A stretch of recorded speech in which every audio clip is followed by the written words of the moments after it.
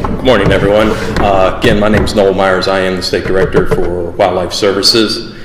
And we've been asked here today to talk about nuisance wildlife species that are usually affecting homeowners, farmers, just about everybody here in the state. And the three species we're going to concentrate on today are feral hogs, which is what we're going to start off with, because that seems to be one of the bigger issues statewide that we're having here. The second species that we're going to be dealing with is coyotes. So whether you like coyotes more than hogs, 1 versus 2, you flip a coin on that. They seem to be the two primary species that we have here that a lot of people are talking about. And then the final species that we're going to talk about is groundhogs. Normally not a big thing here in the state because it's mainly only in the northern portion of South Carolina that we find these species. But they can cause some agricultural damage, but mainly it's property damage. So we're going to go a little bit into that. The format here, unfortunately, is going to be a little bit of death by PowerPoint. So I'll appreciate you trying to stay awake for some of this, but we also understand it is for some of us an early morning and everything. But we're going to try to keep it very informal. We're going to try to give you some general information about the biology, the habits of these species, along with some of the management tools. After we get through some of these PowerPoints and everything, we're also going to go outside, and what we're going to try to do is break into 2 groups. One to go over to look at the various feral hog traps that we're going to be setting up outside, and then the other is going to be some coyote trapping demonstration. Those 2 are the 2 primary. We'll talk a little bit about groundhogs outside, but there's really not a whole lot I can show you with that. But like I said, I want to keep this very informal, and I appreciate you coming here today. And we're going to start off here, first of all, with Robert Byrd, who is a supervisory wildlife biologist for my program. He is in the Columbia, South Carolina State Office. He supervises, I don't know, Robert, what, about 20 guys now, somewhere in that range. It fluctuates from here to there. He's been very integral in our feral swine program here in the state, and he's going to kind of give you some general information as well as some management techniques. Thank you.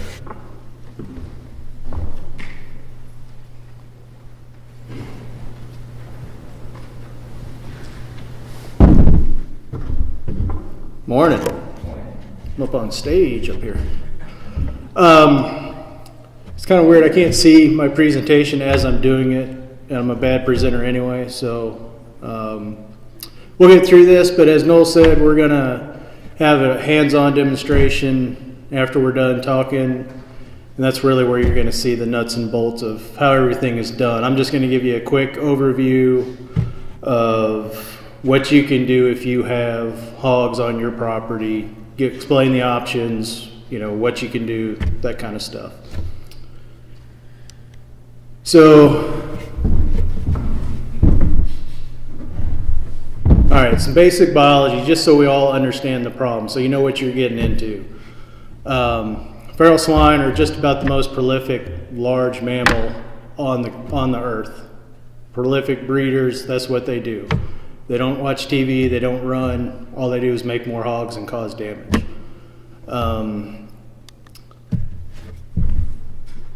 A sow can become pregnant as early as 6 months. There's actually some evidence, as early as 3 months. It depends on habitat conditions. I think that says something about litter size.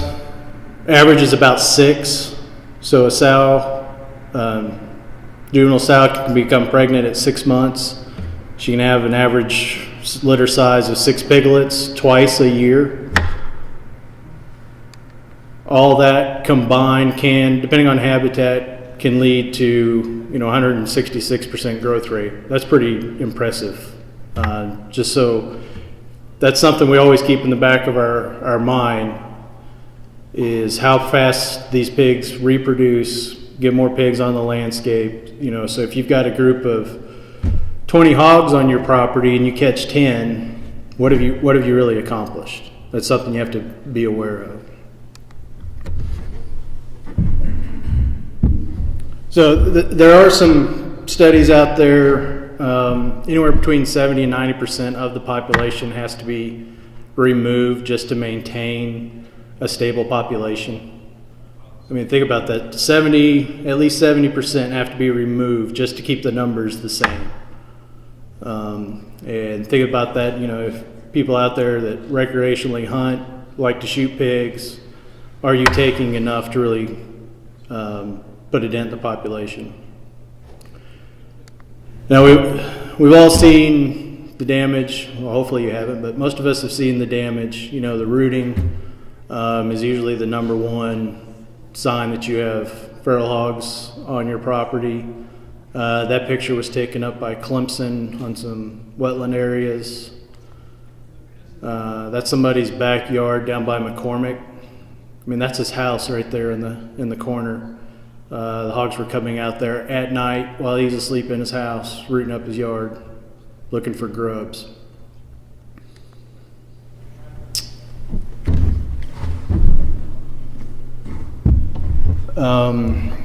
If you don't have the rooting, you can look for tracks.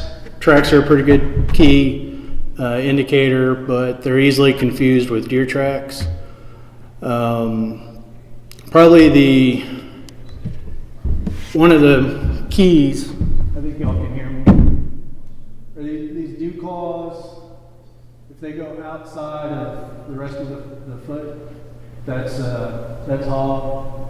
Generally a hog has more like a W shape to the print, whereas a deer will have more of a pointed impression. But you can see on this one, this is a hog track, but it's pointed. This would be easily confused with the deer, but you can look at the dew claws. So ordinarily, you have the W shape impression as opposed to the sharp pointed, but you can also look at the dew claws and tell the difference that way as well. So with a little bit of practice, you can identify feral hog sign by tracks pretty easy. So you've got hogs on your property. What do? Step number one, if you can, put out some trail cameras. Know thy enemy. You got to know what you're getting into. Is it a group of 6 hogs? Is it a group of 20 hogs? You have to know what you're getting into before you really decide on a management plan, what you're going to do. There's 6 hogs in that picture. This is a trail camera I put out not too long ago, and I just put out a feeder you can see in the background and a camera, and I wanted to know what was coming in before I decided to do anything. Because what I do on this situation is a little different than what I do in that situation. This is a pretty popular photo among hog folks. This is actually from Texas, so calm down. It's not South Carolina, but the point is the same. If you have a lot of hogs, you're going to do something different than if you just have a few. What do you do trap wise? Can you shoot? Can you use dogs? Stuff like that. So first and foremost, know what you're getting into. Know what you're dealing with. And trail cameras are key to what we do. And they come pretty cheap now. Walmart's got some cheap ones. Cabela's, they've got some cheap ones because you have to know what you're up against. So what do? What can you do? Your options. Just going to run through an option. I'm going to focus mainly on trapping, but there are other options out there. Dogs. A lot of people use dogs. I've used dogs to get rid of pigs in certain cases. It does absolutely have its place, but that comes back again to what are you dealing with. If you've got a group of 20, say the dogs are great and take 10 of them, what have you really done? So based on the situation, dogs can be very beneficial, very effective tool, but what are you fighting? Shooting at night. Noel's going to talk a little bit more about the regulations involved in that a little bit later. But again, shooting can be very effective. We shoot a lot of hogs, but again, what are you trying to accomplish? Maybe you've got a group of 20 pigs and 19 of them will go in the trap, but one of them is a little trap shy. Maybe shooting is a good option there. Fencing is more something we see more down in the low country where they've been baiting deer for a long time. And they put up a 3-foot fence around their feeder, keep the hogs out short enough a deer can jump over it pretty easy. And I've actually seen some high value areas that are fenced specifically for hogs, like a longleaf pine stand. I've seen those fenced just to keep out hogs, but it's a lot of maintenance, a lot of upkeep. But in certain situations, that is your best option.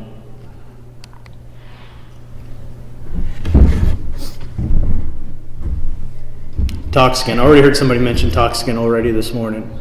There is currently nothing registered as far as a poison, a toxicant for feral swine.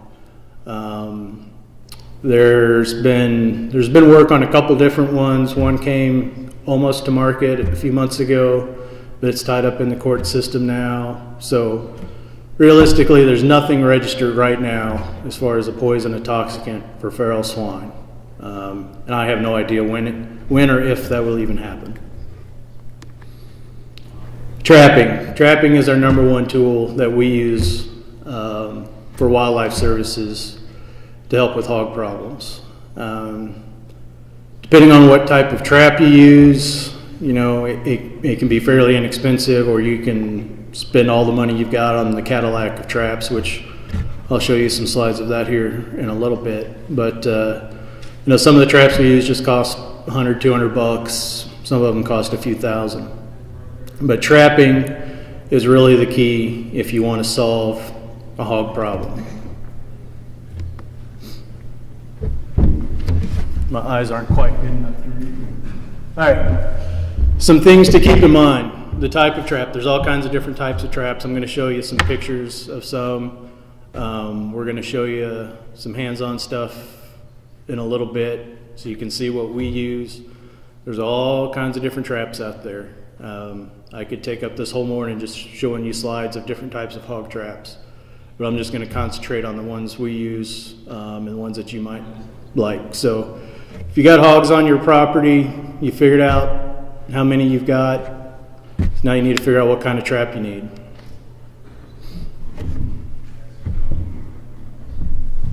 Trap placement, where are you going to put it? And that should really be key when you start putting out the feeder, putting out the camera.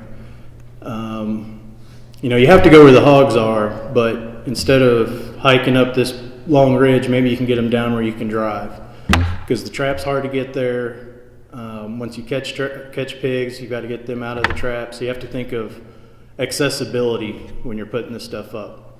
Where can I get to relatively easy and still catch hogs? There's a lot of times where I find good hog sign, but I don't put a trap because it's just not physically possible without a helicopter or something.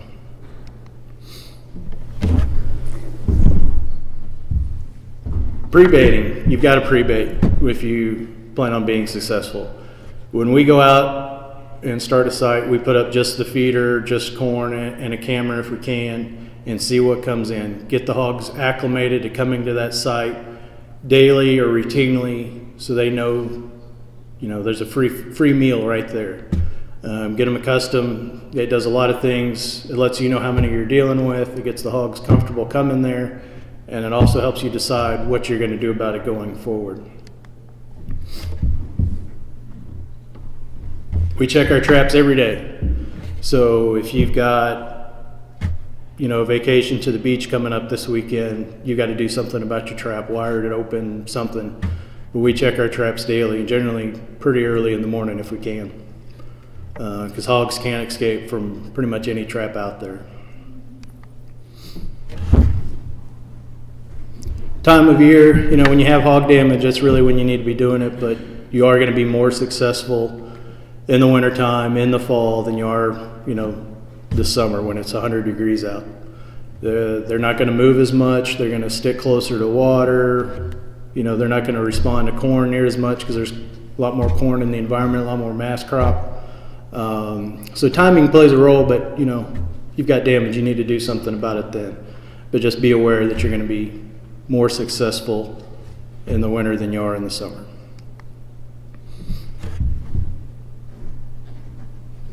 And this is an important point too, that you need to stop everything else all your other management if you're trapping. So if you're trapping, you see a pig, don't shoot it. It sounds counterintuitive, you're trying to get rid of pigs, but one of the easiest mistakes to make is if you're trapping, you see a pig, you shoot it next to your trap. Well, they're not going in there anymore. So stop shooting them, stop hunting them with dogs if you're doing that. You know, if you're trapping, focus on that and that alone. If you stop trapping, then you can go back to the other stuff if trapping wasn't successful. But if you're trapping, concentrate on that 100%. We, no telling how many times, have a trap out, we've got pigs coming a couple nights in a row. All right, we're gonna catch them tonight. Dogs come through, run the pigs off, and we're done. We gotta pick back up, go somewhere else. And lastly, what are you gonna do if you're successful and have a trap load of pigs? You know, you gotta get them out of the trap, you gotta do something with them. And that kind of goes back, excuse me, to that accessibility.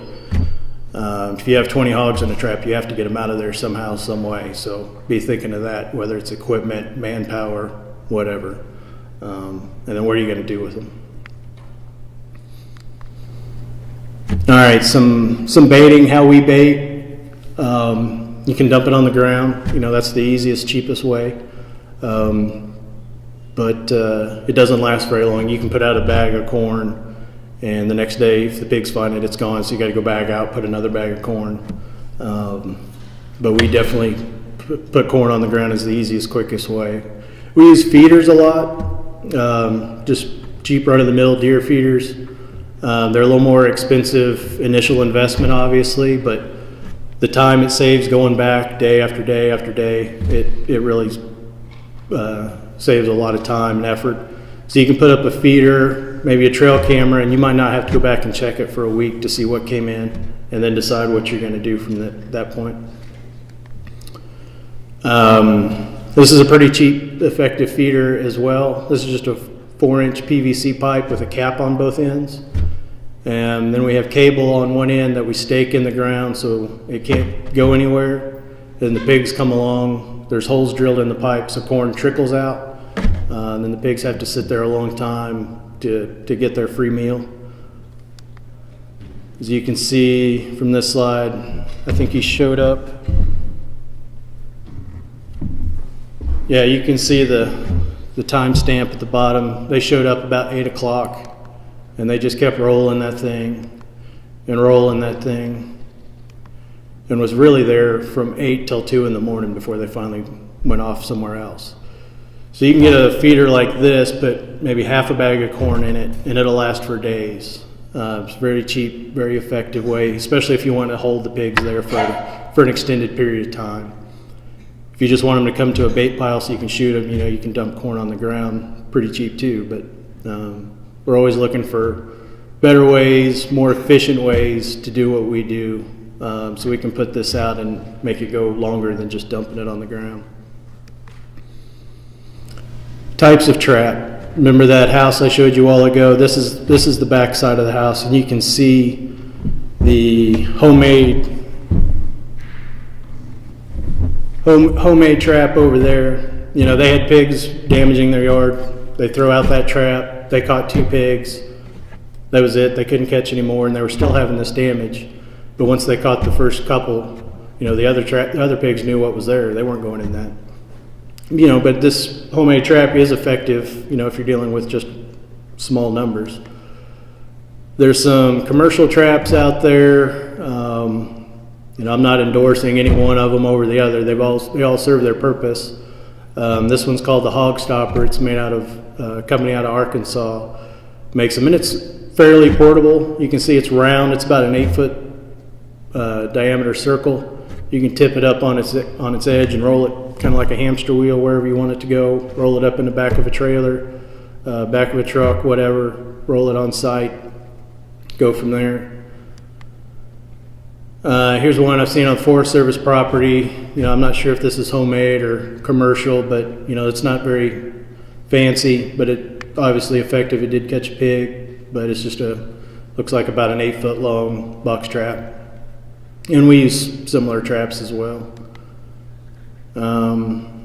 And then this is moving up the scale. This is a Corral Trap. It's about a 20-foot diameter circle with the gate on the front of it there, as you can see. That's really more for those large number of hogs. You know, if you've got 1 or 2 hogs, you know, this is pretty much overkill. But if you've got 20, you know, that's probably not going to do it. And the new thing that's become popular in the past couple years are traps where the whole trap goes up in the air. You can tell by the stamp there at the bottom. This is a boarbuster trap. Company out of Oklahoma distributes those. I think it's 18 foot in diameter, but again, the whole trap goes up in the air. With the theory is, you know, hog will feel more comfortable going in it. It's not confined. He can see all the way through everywhere. There's a couple legs, but that's about it. And these last 2 are remotely triggered, so the animal doesn't trigger the trap. The human, the trapper, whoever's doing the work, actually drops the gate. So these are pictures. That one right there is a picture that you get on your phone whenever an animal is inside your trap, and then you decide when to drop it. Door types, probably the most common is what we call a guillotine. You know, it's a single catch. That means once it goes off, the door drops straight down. That's it. No more is going in, and hopefully no more is getting out. And you can set these up pretty easy on a root stick, tripwire. You know, there's dozens of different ways to set them up where they'll catch an animal. But we use these quite a bit, especially in remote areas. But again, these have to be checked every day. This is a rooter gate. We have a few of these in the state. Where it's kind of like the guillotine, where the gate is up, animal goes in, it trips, it falls. But this one is what they call a continuous catch, because you can see it's kind of slanted. So it falls down, but it's slanted like that. Pigs can root, the gate goes up and falls back down. But the theory is that if there's any pigs on the outside of the trap, when it falls, they can still get in if they root in. The effectiveness, you know, is debatable. Some places it works great, some places it doesn't. You know, when that falls, it makes a loud bang. A lot of times it runs everything else off, but some trappers out there that are good trappers swear by them. So it's out there. We have several that we use, but it, again, just depends on the situation. Saloon style, you know, the saloon doors that swing open like in the old westerns. It's kind of the same principle, but it's a one-way swing. So it swings in, but they can't get out. We don't use these too much in South Carolina for what we do, but they're very similar to those rooter gates in their effectiveness. Here's another one of those where the whole trap goes up in the air. This is kind of a homemade one where it's got the hog panels all the way around it. Trap goes up in the air. Animal, this is on a tripwire, so when the animal goes in, hits the tripwire, the whole trap falls. They use these a lot in Missouri, and they're actually having a lot of luck with them. One of the things that we're going to now, at least as much as we can, are wireless trail cameras. So, you know, you can go to Walmart or Cabela's or whatever, buy a trail camera for $50, and if, you know, that's what you can afford, that's what you should do. But us, since we do so much trapping, we've gone to wireless trail cameras. So just like a regular trail camera, something walks in front of it, it takes a picture, it sends a text to your phone or your computer, whatever. Different companies operate a little differently. That cuts down on gas, manpower, going out and checking empty traps or seeing what's there. You know, I can go out, I put up a feeder and a wireless camera. I don't have to go back until I want to. You know, I'm going to know, did hogs find my bait? Okay, they did. How many? All right, so I'm going to need this type of trap. And then I can get a game plan together and get up there, you know, when I can, when I have time. And then once you've got the trap set, I don't have to go back until there's something in it. You know, I don't have to waste time going and checking an empty trap. The big downfall of these are one, cost. You know, they're $300-400 even for the cheap ones. Then you have the problem with cell service. Not everybody has, you know, good cell reception on their property. So there are limitations, so we don't use this exclusively, but when we can, we do, just to cut down on travel time, effort, that kind of stuff. And checking empty traps is a big deal. So this is that trap, the whole thing goes up in the air, that bore buster. So you get a picture like this, and you know, you drop the gate. The animal does not control when the gate falls, when the trap falls. It's up to you. So as you can see in this picture, you've got a hog right over here that's not in the trap. You know, normally all those hogs in the middle, if they were to hit a tripwire or something, the whole trap falls, that one's left on the outside. Well, now you can wait. You can sit there, keep looking at pictures till all of them are inside, then drop it. Boom, you're done. The problem is those cameras can't tell the difference between a hog, a raccoon, a squirrel, a possum. So all throughout the night, your phone's dinging, you're getting pictures of everything out there. This is a Jaeger Pro. A lot of folks use this type of trap. Again, they're all effective. They all work about the same. The big difference between them is price and just the sheer size. You know, this big bore buster, it's an 18-foot steel circle, weighs about 800 pounds. It comes apart in pieces, but you're still moving 800 pounds to where you want it to go. The Jaeger Pro, the gate itself, that in the front, that weighs about 100 pounds. And then the rest you can make to, you know, whatever size you need, depending on how many hogs you're dealing with. We even use those wireless cameras, you know, even if it's on a trap with a tripwire or something. If we can, we'll still put a camera and hopefully a wireless camera on it to see if we missed something, to see what was in there, and also to check our traps. We use wireless cameras to check our traps a lot of times. If I get a picture of an empty trap, I know I don't have to go up there and do anything about it. And I forgot to mention these human trigger trap, the traps that we drop the gate on, obviously eliminates catching anything that you don't want to catch. You know, if you have a tripwire or root stick or whatever, a deer or a raccoon can trip the trap, then you got to go let it out if it's a deer, or you got to go open the gate if it's a raccoon or a turkey that triggered it. But with this, obviously you're only going to catch what you want to catch, nothing else. To kind of finish up, like I said, Chase is going to, he's one of our trappers. He'll go over a lot more of the hands-on stuff. But I do want to touch on diseases real quick. If you are out there trapping, shooting, handling feral swine, we do quite a bit of disease sampling in the state. And the big one that we need to be aware of is the SB, I think it's labeled up there, Swine Brucellosis. That is something that humans can contract. So what I do if handling hogs, wear gloves at a minimum, and treat them, you know, like you would if they were diseased. You know, wash your hands before you do anything, wear gloves, because it's transmitted through the bodily fluids. So anybody that's field dressed or processed a feral swine, you're going to get fluids on your body. So if you've got an open cut on your hand, you know, it can easily be transmitted that way. So really what I say is just be cautious, you know, wear gloves, good hygiene. You know, once you have the meat ready to go, cook it like you would anything else. I've eaten a lot of feral swine. I've had no problems, but I also treat it like I should treat it.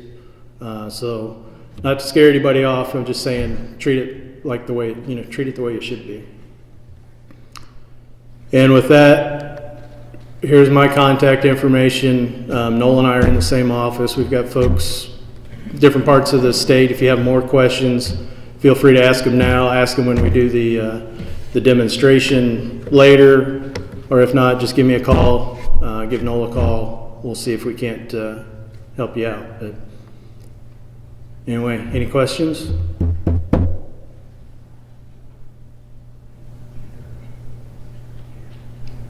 Okay then.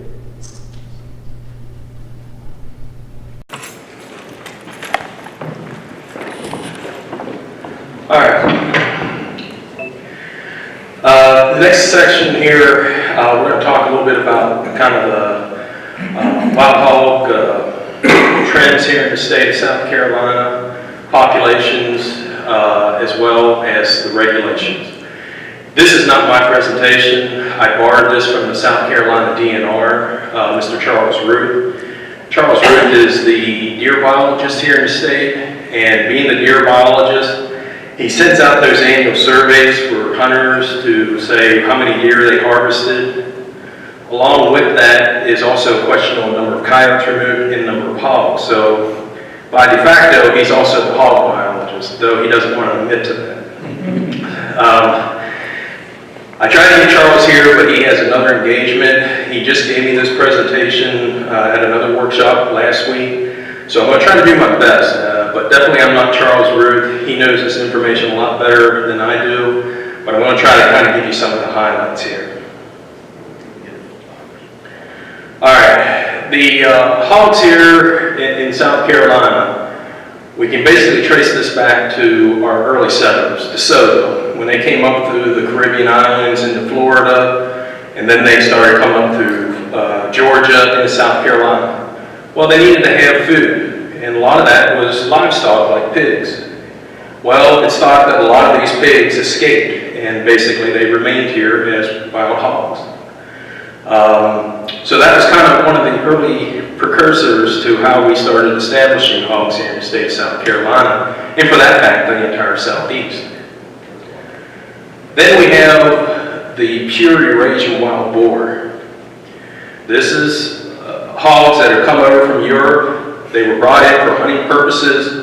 The specific location is Hooper's Ball, North Carolina. There was a big enclosure up there where they brought these pigs in.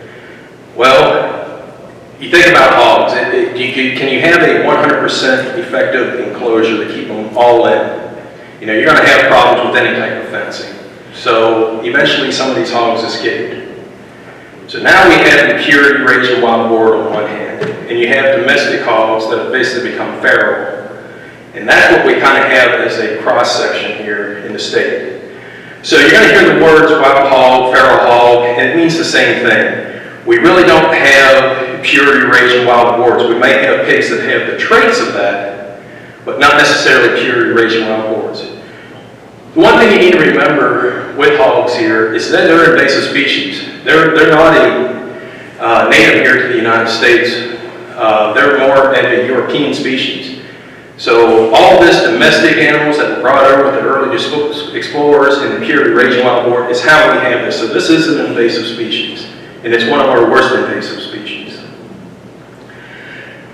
From these populations, and we'll get in a little bit here more on the historic areas that they can be found, you're going to find out that a lot of these pigs were just slowly expanding their population. And it was very slow. It was mainly along a lot of our tributaries, and I'll show you more. But here, probably over the last 30 years, we've seen an explosion. These hogs are basically everywhere in the state of South Carolina. And a lot of that has to do to the human introduction. These pigs aren't going down to the DMV and getting a license. At least I haven't seen it. However, they do get trapped, get loaded in the back of pickup trucks, bread box trucks, and they get dumped out on property. And you think about this, you know, we have deer, wild turkey, even bear, particularly here in the upstate, the bear. Big game species is what we refer to them as. All of a sudden, you got another species like a wild pig that's kind of a trophy animal for a lot of folks. Some folks have been dealing with it for years, they're just a nuisance, but a lot of folks, hey, I have a farm, all 100 acres, I have deer, I have turkeys, I'm going to bring in some pigs so I have something else to hunt year-round. So I think a lot of this is why we've had the rapid expansion in a lot of areas that historically haven't had pigs in their counties. And we'll kind of show you a little bit more here graphically. But this is, pretty typical of what you might see out there. Actually see a little trailer and you see a pig just going down the highway. And I know a couple of my colleagues have actually seen this and taken pictures of this. One of my colleagues, he was coming from Macon County down Interstate 20 and he got behind a truck and there was a pig just in the back of it. And he was trying to drive, and probably not the smartest thing, get his camera out and get a picture of this hog in the back of a pickup truck. But more than likely, it was being moved from one location to the other. So again, this just kind of reinforces, the need here for some of these issues of why we're having this expanding problem. And here it just kind of depicts, probably about 30 years ago, these are the counties that you would historically see feral hogs in. You see there in upstate Oconee, Pickens County. We had a couple of areas up there, the mountains, but mainly the coastal area, the coastal plain. This is where the historic pig population has been. This is where the early settlers came up through, using those tributaries to explore. This is where a lot of hogs escaped. And it doesn't mean that hogs are in every single portion of it just because the county's highlighted in red. You have a better chance of going out here in Anderson County and spotting deer than you do probably seeing hogs. So it doesn't mean that it's everywhere in that county, but we do have hogs in those counties, and this is where it was historically.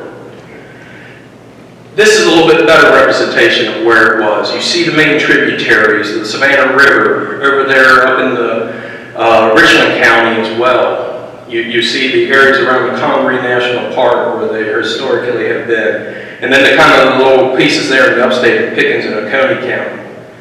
That's where we had pigs, really 30 years ago. And unfortunately, if we would have known what we know today about pigs and the problems that we're having, if we would have started some of these programs and these outreach and educations to get people more well-equipped and informed on how to deal with it, maybe our pig problem would be still just this in those select counties. But again, as I mentioned, people always do things to think that it's going to better their enjoyment, and it turns out that sometimes that can have a negative consequence. So right now, here in the state of South Carolina, all 46 counties, every single county has been reported and been verified of having pig problems. Now, let's look at that on a more representative level of where we're at. As you can see here, it's mainly in these main tributaries. But if you remember that first, let me go back. Look at Anderson County. Really wasn't up quite to Anderson County. And I think I've talked to a lot of people in northern Abbeville as well as Anderson County over the years. 30 years ago, they didn't really see pigs. Might have been a rare instance. But nowadays, look at that growth, and this probably doesn't depict everything, but this is as close as we get. DNR gets us reports and gets a lot of this information verified, and they just put a little pin on a map so that they kind of create this map. But this is the latest information that we have, and it's probably the most representative. And you got to see that Anderson and northern Abbeville County, that explosion. There's a number of reasons for it. I think somewhere in that Abbeville County, I think there was a hunting enclosure that is no longer in operation, so the pigs were removed or they escaped. So that could be some of the issues. There's a number of theories out there, but the bottom line is these are prolific animals, as probably Robert went over. They're very high in reproduction, and to really control them, you need to kill 70% of that population. And to kill 70% of that population, that's a difficult task, with particularly the tools that we have.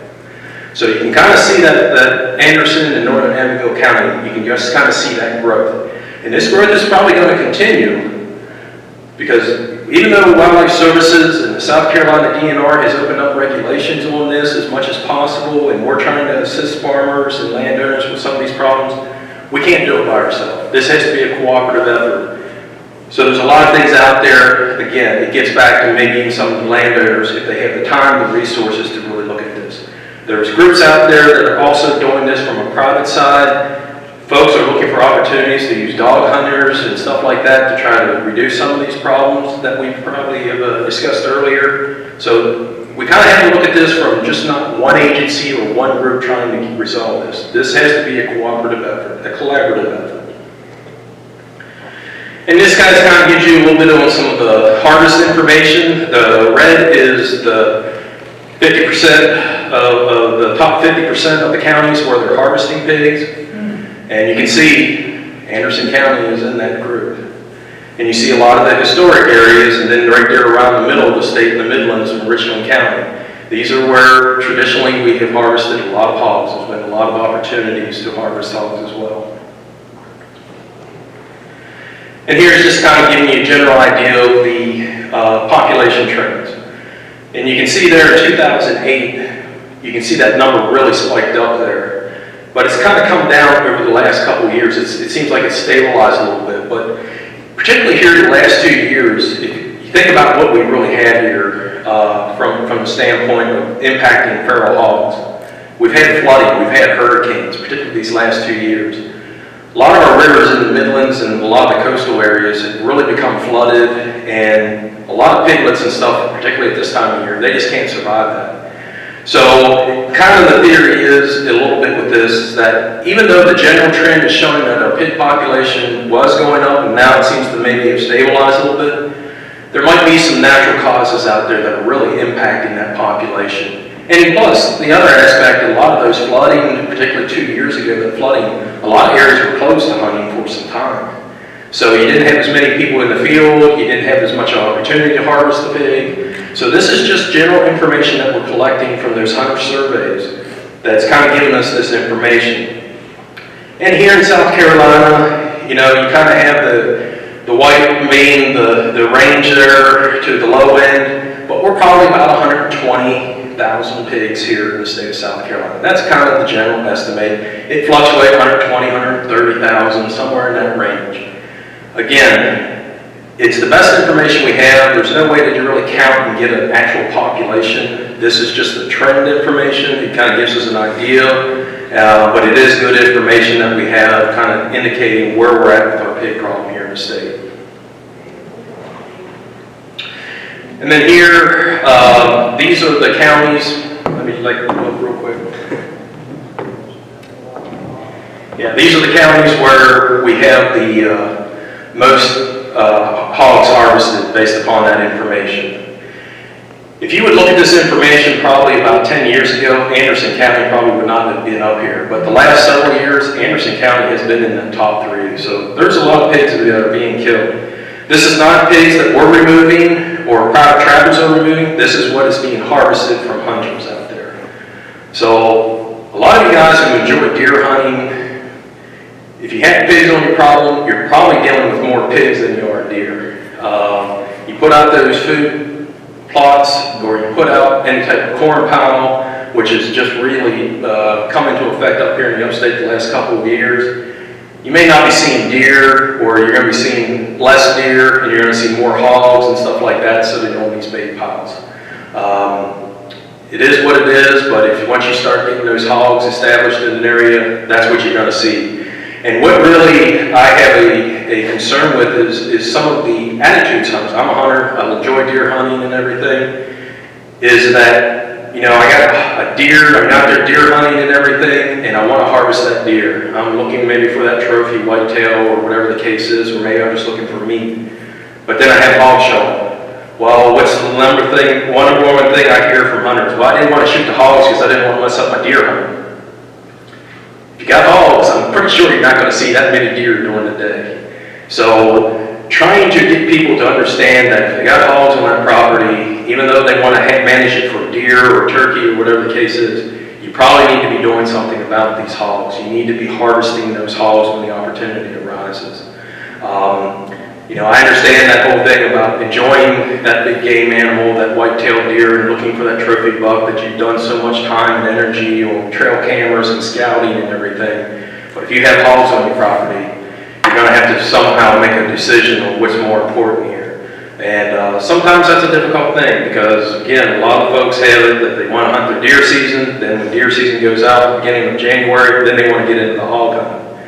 Well, that's one way to look at it, but me, from my standpoint, from Wildlife Services, a dead pig's a dead pig, and that's one less. We're going to try to take as many as we can when the opportunity arises. And then here's kind of the bottom counties.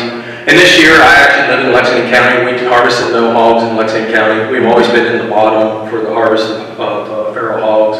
Mainly that Saluda, Lexington. There's not as many areas there where hogs have been established, but there are hogs in Lexington County. But these are the kind of the model counties here for harvest. Okay, now we're going to talk about some of the rules and regulations, and there's been some changes here.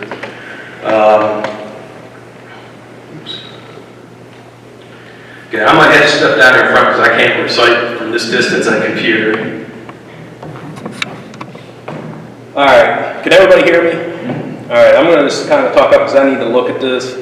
No clue season on private lands. So if you're a landowner, you can hunt hogs 365 days out of the year. There's no real restrictions on that. During the daytime hours, there's basically, you can trap them, you can shoot them, you can do anything that you want. Dogs are allowed day and night. Trapping is not restricted except for snares, and that's because when you start using snares, then you're getting into some of the trapping regulations. A snaring of hogs can be done, but you need a permit from the South Carolina DNR to do it. If you never trapped hogs using snares, I would be very cautious about even getting into it. I would want somebody who has done it and knows what they're talking about before you get out there, because you have the chances of catching a deer or a dog in that snare. And that's the last thing that you want to do, particularly if you're dealing with dogs that's from your neighbor or something like that. You know, I know some folks that really enjoy their dogs more so than their kids. It seems like they'll put more time and energy into some of these dog hunts, their deer dogs and everything. So don't get me wrong, it can be ineffective, but there's a very limited use for it. And no trapping on WMAs. The wildlife management areas here in the state, they basically have their special seasons for hog hunting and stuff like that, but there's no trapping. Hunting on WMAs is done incidental to the game in that season. So if you're hunting deer, and I think on most WMAs, if you see a hog, you're checking with that WMA, the manager and everything to make sure, but you can usually harvest a hog if you see one. Are they looking to change any of that on the WMA property? On change what? As far as when, no season's in, as far as letting us go in and hog hunt. Track I hunt is in Lounsville and it's surrounded by WMA. I'm 500 acres, they're 3,000 acres. I can control them on the 500, they run over to the 3,000, keep free, come right back. Yeah. Correct me if I'm wrong, during the hunting season, regular hunting, from an incidental standpoint, if you see a hog on a WMA, you can harvest it. But other than that, there's specified seasons for hogs. I don't know of any changes other than that. Jay? No, I would, where is this at? McCollum's Bottom, down in Lounsville area, Abbeville County. Yeah. Probably the thing to do would be to try to get with the biologists in that area to see about if they would schedule some. We have a 2 week, we hog hunt, but I also got friends farm down there and I trap for them to try to limit the population. I mean, you see 60 and 70 hogs in those pastures at night. Y'all hunt with dogs? Yes, sir. Okay, in most cases, they don't do any more special hunts with like still hunting, because it's not very, they kill 1 or 2. I think they give us like 6 days. They have special dog hunts, they'll actually, like down in the web center around there, they have a couple of those, and they'll roll out there one weekend with 80 of them. Yeah. But the still gun hunt for hogs, special watch for those, they're pretty ineffective. You also got to understand, a lot of these WMAs, they got coon hunters in there at certain times of the year that they're allowing. They might have rabbit hunters and stuff. That there's a lot of mixed use for these WMAs that they kind of have to limit some of these things, particularly with the hogs and everything. Yeah, and some of them we don't know. Yeah, I understand that. I mean, that's like the coon hunt. I have several friends coon hunt. They won't turn dogs loose in there anymore because the hogs kill them. yeah. So it's like I said, it's an issue. This is where more collaboration, more planning, and everything needs to come into play. And again, I think I agree with Jay. Talking to that biologist to see if there's anything more that can maybe happen, or maybe along those lines. That's probably your best way. I really encourage folks to get to know their DNR law enforcement officer in the counties. Just from the standpoint that if you have that relationship and everything, they can kind of point you in the right direction, and then they also get to know who the reputable folks are versus those that are out there just to have a good time and really not being effective with some of these issues. So that's always a very important part of this process. Something that has changed here recently is the night hunting for hogs. It just came into effect this year. What's that? May 19th. May 19th. Hogs may be hunted at night year-round. In the past, this was kind of limited where you had to be elevated at least 10 feet in a stand. You had to have only certain firearms you could use and stuff like that. Forget all that. It's been simplified to where year-round you can hunt hogs at night. Now, there's no restrictions on the weapons, the lights, night vision, bait. You can go full tilt with this stuff. If you got the money and you want to buy suppressed firearms and FLIR systems and night scopes and all this fancy equipment and spend $20,000, $30,000 on a setup, go for it. I encourage it. But there are some things that you have to be in compliance with. First, the property must be registered. There's an online registration. Here's the website, dnr.southcarolina.gov/night hunt. You must register the property. So what this is going to do is that if somebody, a person wants to register their property, but the neighbor hears some gunshots, that property is registered, it's not going to send out DNR law enforcement. They're going to know, yeah, we're aware that there is some night hunting out there. This is just a way to kind of prevent them having to respond to every single gunshot call or something like that that they hear in the middle of the night that somebody could be poaching. So this is the way to make everything kind of simplified and also legal. Location of the property, names, license, number of participants. So everybody must have a hunting license to be hunting. Even though there's no closed season on hogs and everything, if you're hunting them, you have to have a hunting license. And you have to have, for this night hunting, you have to have the property registered. The other important aspect is 300 yards of a residence. If you're the owner of that property, you're accepted. But if you're hunting that property and you don't have permission, or you're close to someone else's property and you're within 300 yards, this is a safety issue. So you got to be cognizant and you got to be aware of what's on that property. You need to know, it's like shooting any type of firearm. Not only knowing your target, but what's beyond your target. You need to know that, because at nighttime when you're out there and you get turned around in the woods or you're chasing pigs and everything, you better know which way you're shooting before you have a safety incident occur.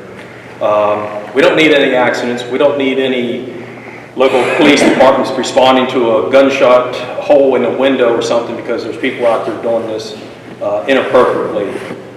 There's reasons for these safety procedures. And no shooting across public paved roads. To me, that's just common sense, but again, it was just put in this bill.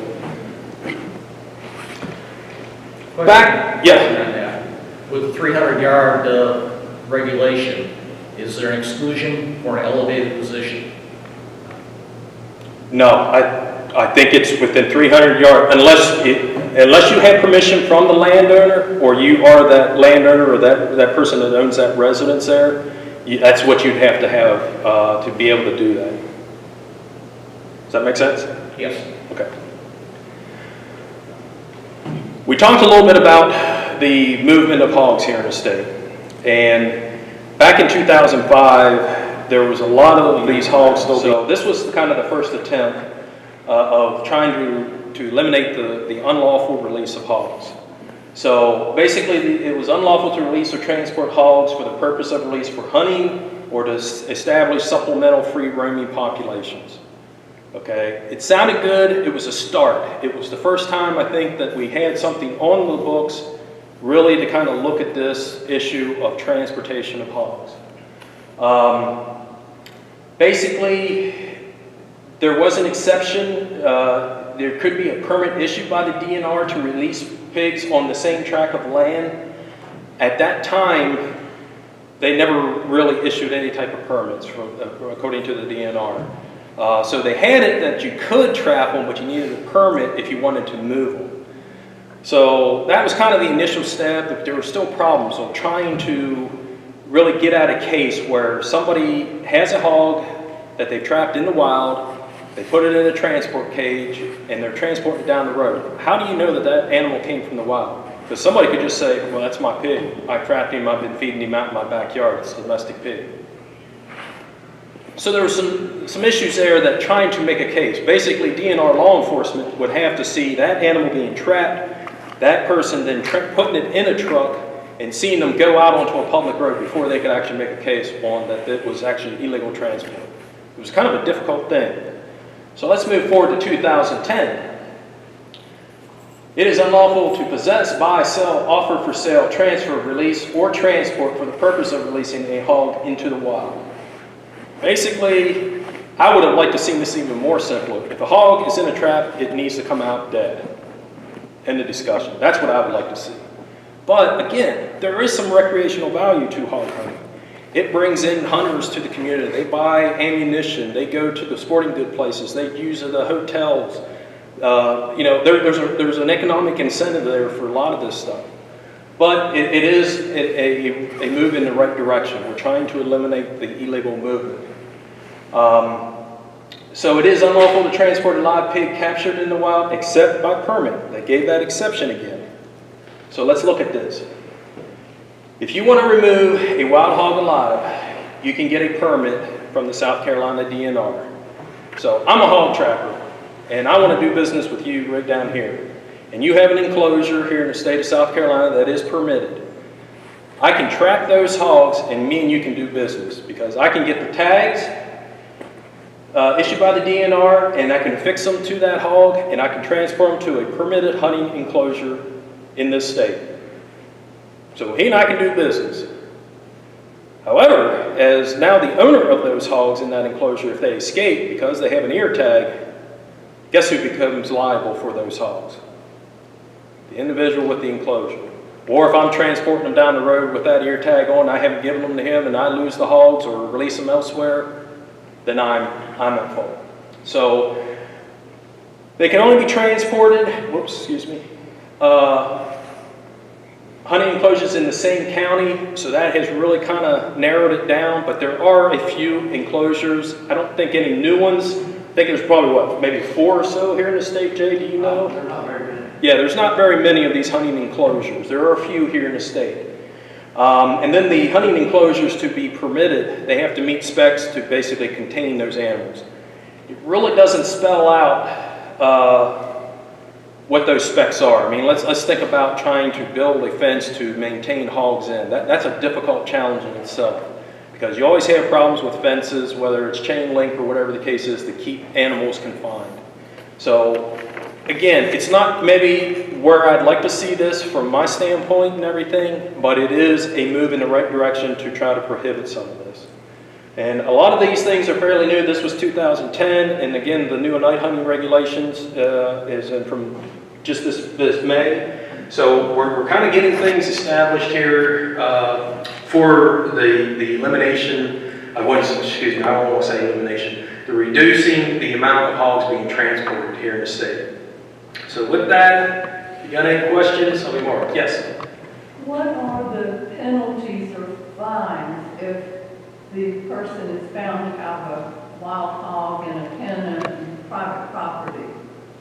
For the illegal transport, do you know what the fees are? I know they increased them as well with this back in 2010. I don't know. I can get back to you, Cindy, with that. What I do know is the new 2010 regulation, instead of it just being, say you had 20 hogs, a judge might say, well, it's just one incident and only charge you $100.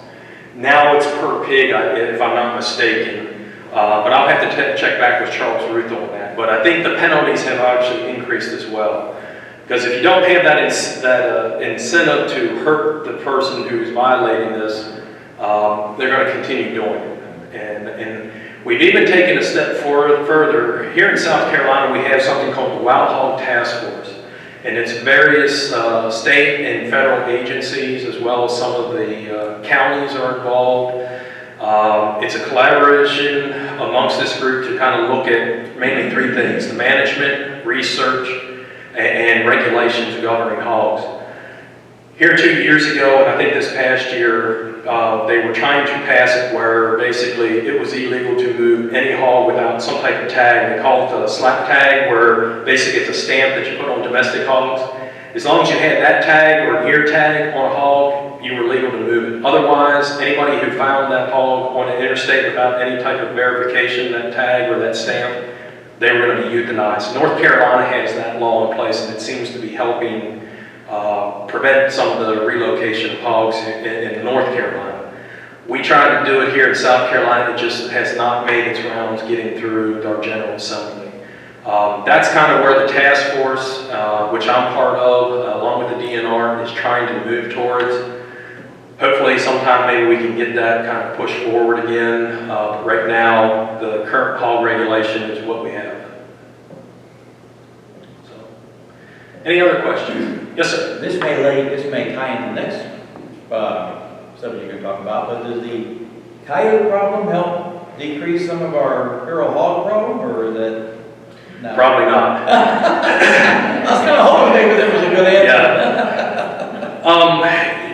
To look at hogs, I mentioned earlier, if you got to kill 70% of that population, and with hogs breeding twice a year, sometimes potentially they can breed 3 times a year, but mainly twice a year. You know, that high reproduction rate, if you don't kill 70%, and shooting, trapping, hunting with dogs, still hunting, the night shooting, and all of that, we're killing, you know, as many hogs as we are, but I don't think we're really at that point that we're impacting 70% of the population. Well, I know for a fact we're not. We need new management tools, and there have been some. I don't know if Robert mentioned any of it about a toxicant. It was called Kaput. It's a warfarin-based product.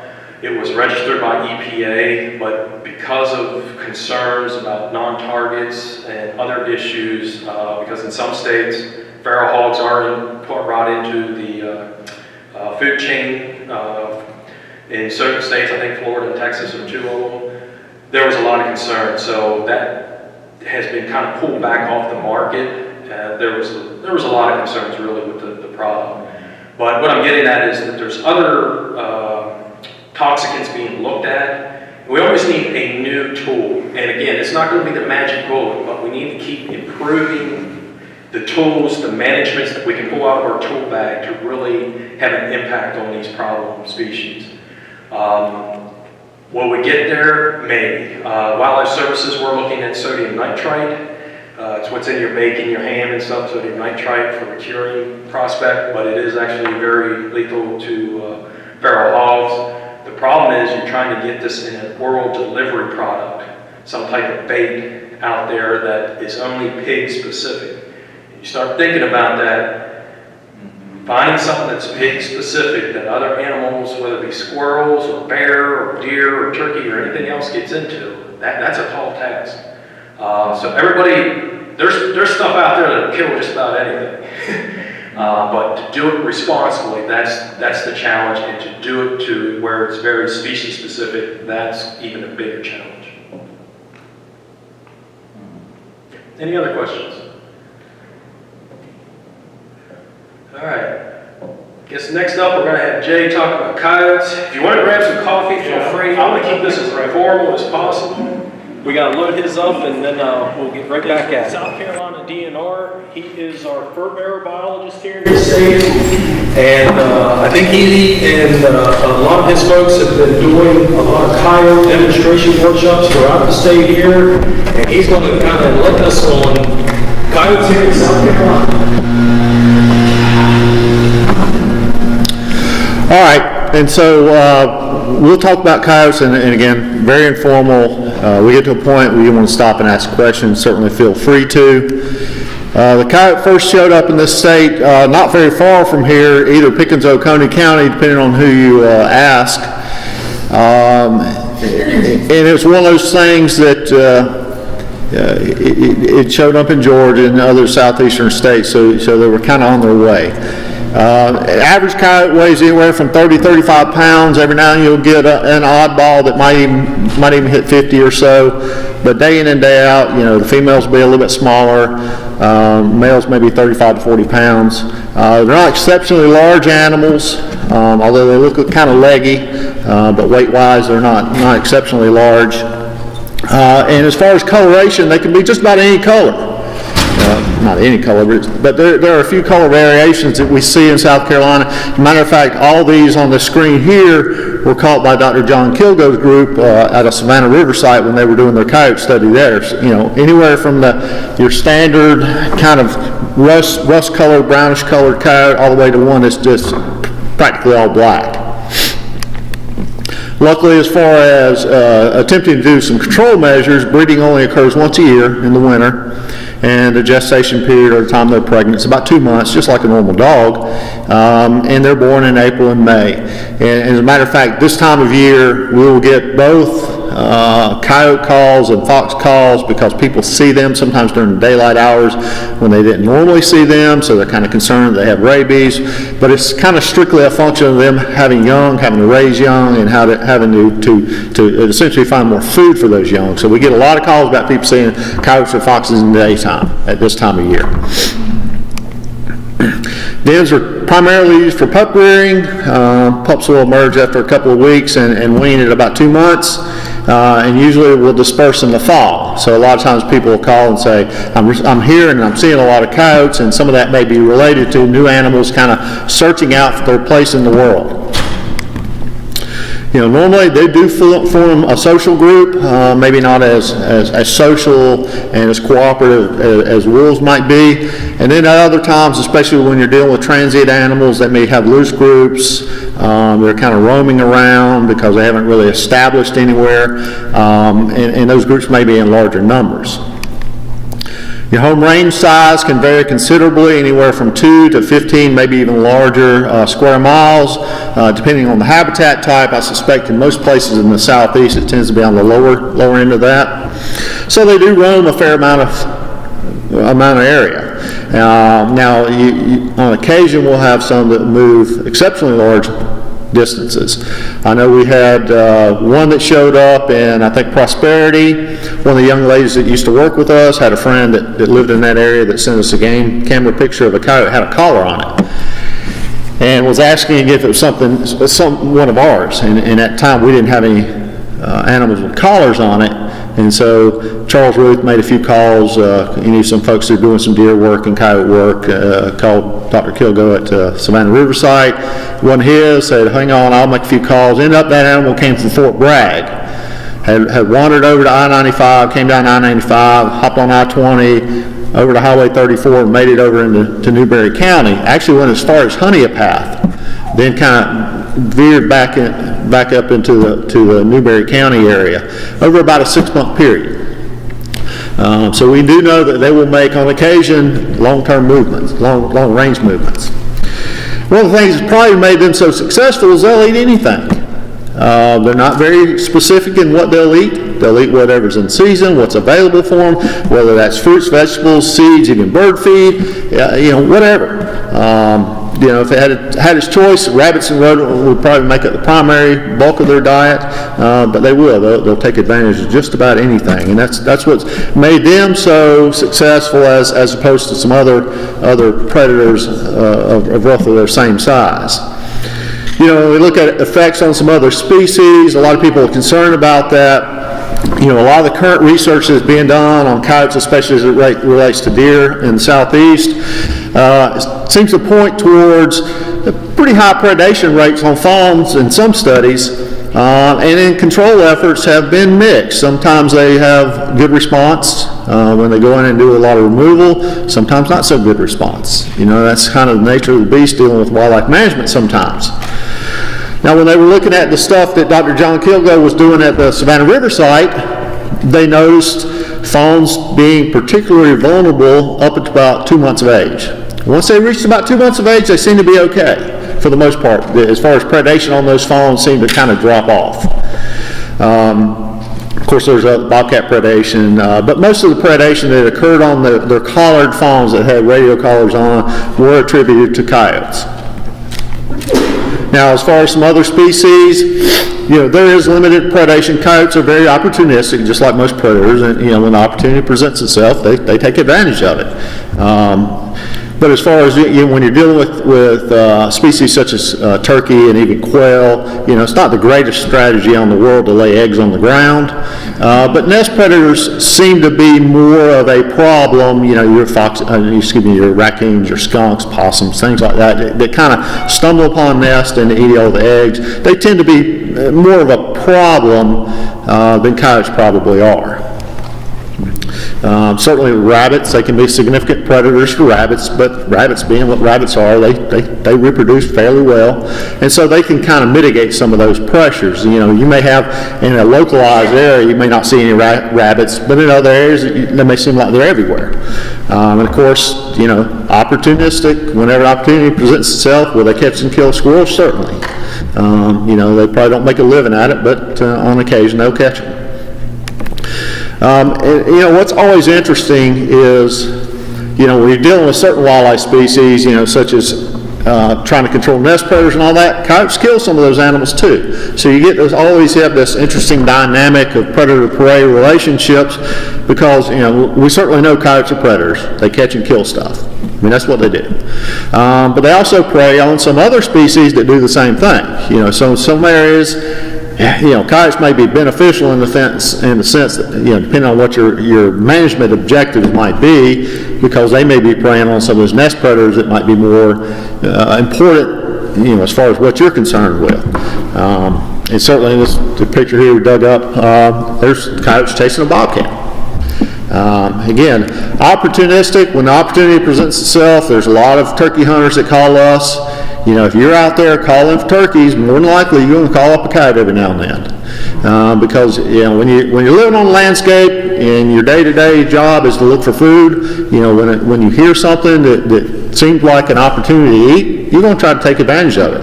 In the case of this picture here, one attacking a decoy, thinks he's got a free, easy meal.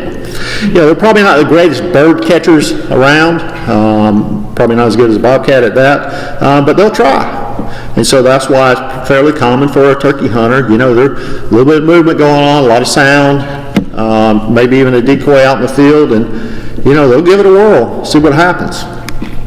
We traditionally associate a coyote habitat with this kind of open areas, agricultural areas that you'd see out west where they used to primarily occur, and they do occur in those places. But in reality, we can find them practically anywhere. This is Irmo area, one of the subdivisions in Irmo. One of the kind of things you start to see in these suburban areas, the cat missing signs. That's sometimes a clue that, there could be coyotes, working the area or in the area. And we're talking about, there's Harbison Boulevard, any of y'all that are familiar with Irmo, just up from Irmo High School. So it's a fairly well-developed and plenty of homes. But what you sometimes see when you look at aerial photos, overhead photos, there's railroad tracks that run through here, there's power line right-of-ways that they can get on those and they can go for miles and connect from one place to another. So it's a lot of connectivity sometimes between these places, even though it doesn't look like it. Mount Pleasant, this sign was actually, I took a picture of this sign quite a number of years ago.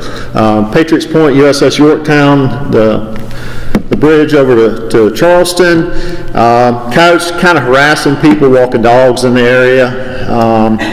And I think in those cases what you have is coyotes kind of just sitting in the edge of the marsh, and a lot of times people walk, sometimes their dog's not on leashes, the dogs are a number of yards ahead of them, especially smaller dogs, and coyote just sitting there, all of a sudden a little animal goes running across its face, opportunity to try to catch something and they go tearing off after it. And I think they're probably such good predators in that they kind of shut everything else out. Once they've kind of keyed in, and I always try to tell people the way I used to remember growing up watching Mutual of Omaha, where they'd have a cheetah or something chasing around, 50 different critters running all over the place. They seem to key on that one and tune everything else out. I think efficient predators probably do that. When they get their mind set on something, they kind of tune everything else. So they don't see it and they don't pay attention to the jogger just, 20 feet behind the dog that just went across their face. And so, that's why sometimes you get in these areas, especially where there's hiking trails, walking trails, things like that, people going with small dogs, other pets. possibly too, when coyotes are having young, that it may be a lot more territorial and see another dog, and of course, it's dog to dog, and just like a lot of times dogs encounter each other, they want to fight. Well, certainly we're not unique in this problem, because pretty much every other state that has coyote issues from time to time. Outside of Wrigley Field in Chicago, one even seems to prefer Quiznos subs. It actually estimated to be about 2,000 coyotes in the metropolitan Chicago area, and there have been some ongoing research from Stan Gertz out of Ohio State, and they've actually got they've got a few, you look online, they've got a few that actually have cameras, and you can see them walk up to the road, wait for cars to pass, and then cross the road, and living in and amongst a lot of city and a lot of folks. Getting caught on a train in Portland, so it's one of these things that, everybody's got coyote issues that have coyotes from time to time. And looking at various coyote reports on this particular websites that kind of tracks, people can go on the website and record where they saw coyotes or something was happening, and that's in Vancouver, British Columbia. Very well developed area, it's not agricultural, it's not the country. And these areas are actually kind of tough to deal with sometimes. Well, how'd they get here? One way they got here is they were illegally imported. We do know that, and there have been people who have been prosecuted for doing that. Back in the late 80s, there was an undercover operation between some of our officers as well as some folks with the U.S. Fish and Wildlife Service, where there was an Ohio dealer that was known to be brokering animals, selling animals to various states, and they kind of got their hands on him, put a little pressure on him, so they knew when things were going down. And so there was a group of folks that were suspected of illegally importing coyotes and foxes into South Carolina, and they essentially raided that operation. But there was evidence that coyotes were being moved all through the southeast, and primarily for fox running, inside fox running enclosures. The other way they got here is they walked. If the first animal had not been brought in the back of a truck, we would still have coyotes now, because we have them in every state but Hawaii, so there's no reason to think that South Carolina would be the white state with all the other states filled in with coyotes in them. We would have them. They were coming. They were in Georgia. They were on their way here. And they probably filled the void left from the red wolf, which was probably that kind of mid-level carnivore in the area, a little bit bigger than a coyote, but a lot more specialized in what it ate. Wasn't a very generalist, didn't eat whatever was available. So again, an animal that has more specialized diet tends to have, when things go bad for them, it goes bad for them. Now, as far as the status in this state, they are not classified as game animals, so that allows us to do certain things. They are classified as a fur-bearing animal, because that just makes sense. The term fur-bearer, kind of got tongue-tied there, it is typically those animals that at least traditionally were hunted or trapped for fur, and certainly coyotes fit that classification, and that also brings in some trapping regulations. But because they're not game animals, you are allowed to use electronic calls. A little bit of a caution I try to tell everybody: if you go out coyote hunting and you use electronic calls, if a bobcat or a fox comes up to you, you cannot shoot them, because they're also small game. Cannot use electronic calls on game animals. Just a bit of advice there. Now, if we look at our harvest by licensed trappers, they currently take about 2,500 coyotes a year. And if you notice, between 2007 and 2008, it actually became legal to sell to fox running enclosures. And it's a weird dynamic, but it's the only incentive a trapper has to catch coyotes, because the fur is not worth anything from South Carolina. And they probably get $60, $75 a coyote live to running enclosures. That's really the only incentive they have to trap. Now, if we look at what our deer hunters do, our deer hunters take about 30,000 of them. And that only takes about 1 in 5 or 1 in 6 deer hunters to shoot one every year to get us to that number. So we have roughly 150,000 deer hunters in the state. So 1 in 5, 1 in 6, depending on the number of deer hunters that particular year, gets us to about 30,000 coyotes a year, which is a lot. And deer hunters are our main controlling factor, from a population or a statewide level, and whether that's enough to actually impact the population is not exactly known. And if you notice, a lot of the high take numbers tend to come from some of those states that are on the western portion of the state. And a lot of those have had coyotes longer than some other states. And these numbers, these rankings vary evidently last time. I don't have the 2016 season yet because this is always delayed by a year that Charles sends out his deer harvest hunter surveys. So last season, I think that they're starting to get some of those numbers in. But those will be roughly the same. They'll vary from county to county every now and then. And what somebody had told me is we can kind of get over the fact that we're always going to have coyotes now, we can get over it later. Because there's not a place in this country that has been able to eradicate coyotes. The federal government's waged war on them for a long, long time, and about the best that we've got out of this, they're now in every state but Hawaii. So it's not like they're going away. So what can we do? Well, certainly in developed areas, they present a lot of unique challenges. Because our normal control techniques of foothold traps, shooting, things that you might do on the farm or do in rural areas becomes a lot more tough to do. You've got a lot of fragmented ownership, small lots, quarter-acre lots, half-acre lots, sometimes even smaller than that, apartment communities, differing opinions. You've got some people who don't want you to do anything. You've got some people who want you to kill everything. You've got some people that are just concerned about their pets, and so there's a lot of varying attitudes about coyotes and what should be done. And then, of course, there's legal issues about discharge of firearms. If you do catch an animal in a trap, what are you going to do with it? How are you going to dispose of it? So there's a lot of issues that come along with these developed areas.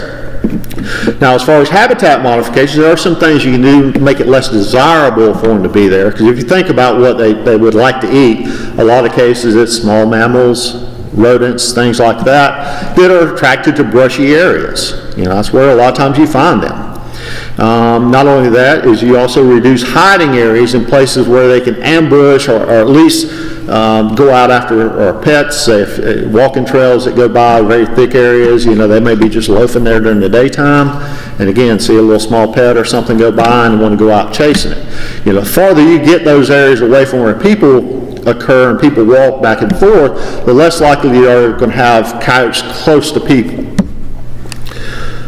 Such as kind of daylighting areas, it's a little tough to tell, but take big brushy areas and clear out all the underbrush. There's not a good place for a coyote to just kind of hide. So that tends to get them farther away from an area that you might be interested in, whether it's your yard, whether it's a park, whether it's walking trails.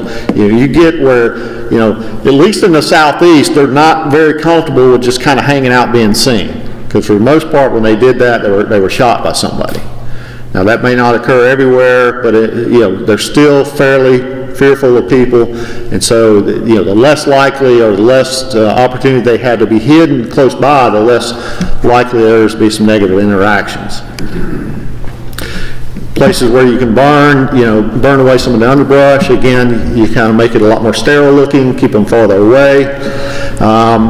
People are always tough to deal with because you got people with varying attitudes, people that are not very thoughtful about how they dispose of trash. Even bird feeders, not only do they potentially eat the seed out of it, but also they attract rats at night, maybe even flying squirrels, other animals that they may want to eat as well. And then you've got people that leave pet food outside, people that they see coyotes and they want to help them, so they actually put food out for them. And then you have feral cat colonies, which can be very difficult to deal with, where there's just food placed all over the place. And again, that's an easy meal. It makes it easy for them to come and be a lot closer to people. And certainly, we shouldn't allow them to be comfortable around us. Because anytime you do that, because you get them closer to people, the chances for some interaction or negative interaction increases greatly. In a lot of cases like that, some type of hazing probably has to go on. You essentially put the fear of God back out. because they can't, anytime animals get comfortably being around people, especially in areas where people congregate, you know, the odds of something negative happen increases dramatically. Now, some of the things we can do to try to keep them out as well is excluding. You know, as far as fencing goes, you need to keep them from going under and going over. Little trip wires at the base of the fence so they can't dig under or keep them out, as well as some to try to keep them from climbing over. Barrier overhangs so where they can't, if they do climb up the fence, they can't physically get over it. Buried aprons that are essentially more fencing laid perpendicular to the other fence, so they go up to the side, they try to dig under, all they do is hit the fence. They don't realize all they have to do is back up 3 feet and then dig all the way under, they could get under. They're just going to go and hit more fence. Obviously, that's not something you're going to do on 500 acres, but in a small area, around a home or around something, it may be a feasible option. The other thing you see in some developed areas is rollers on top.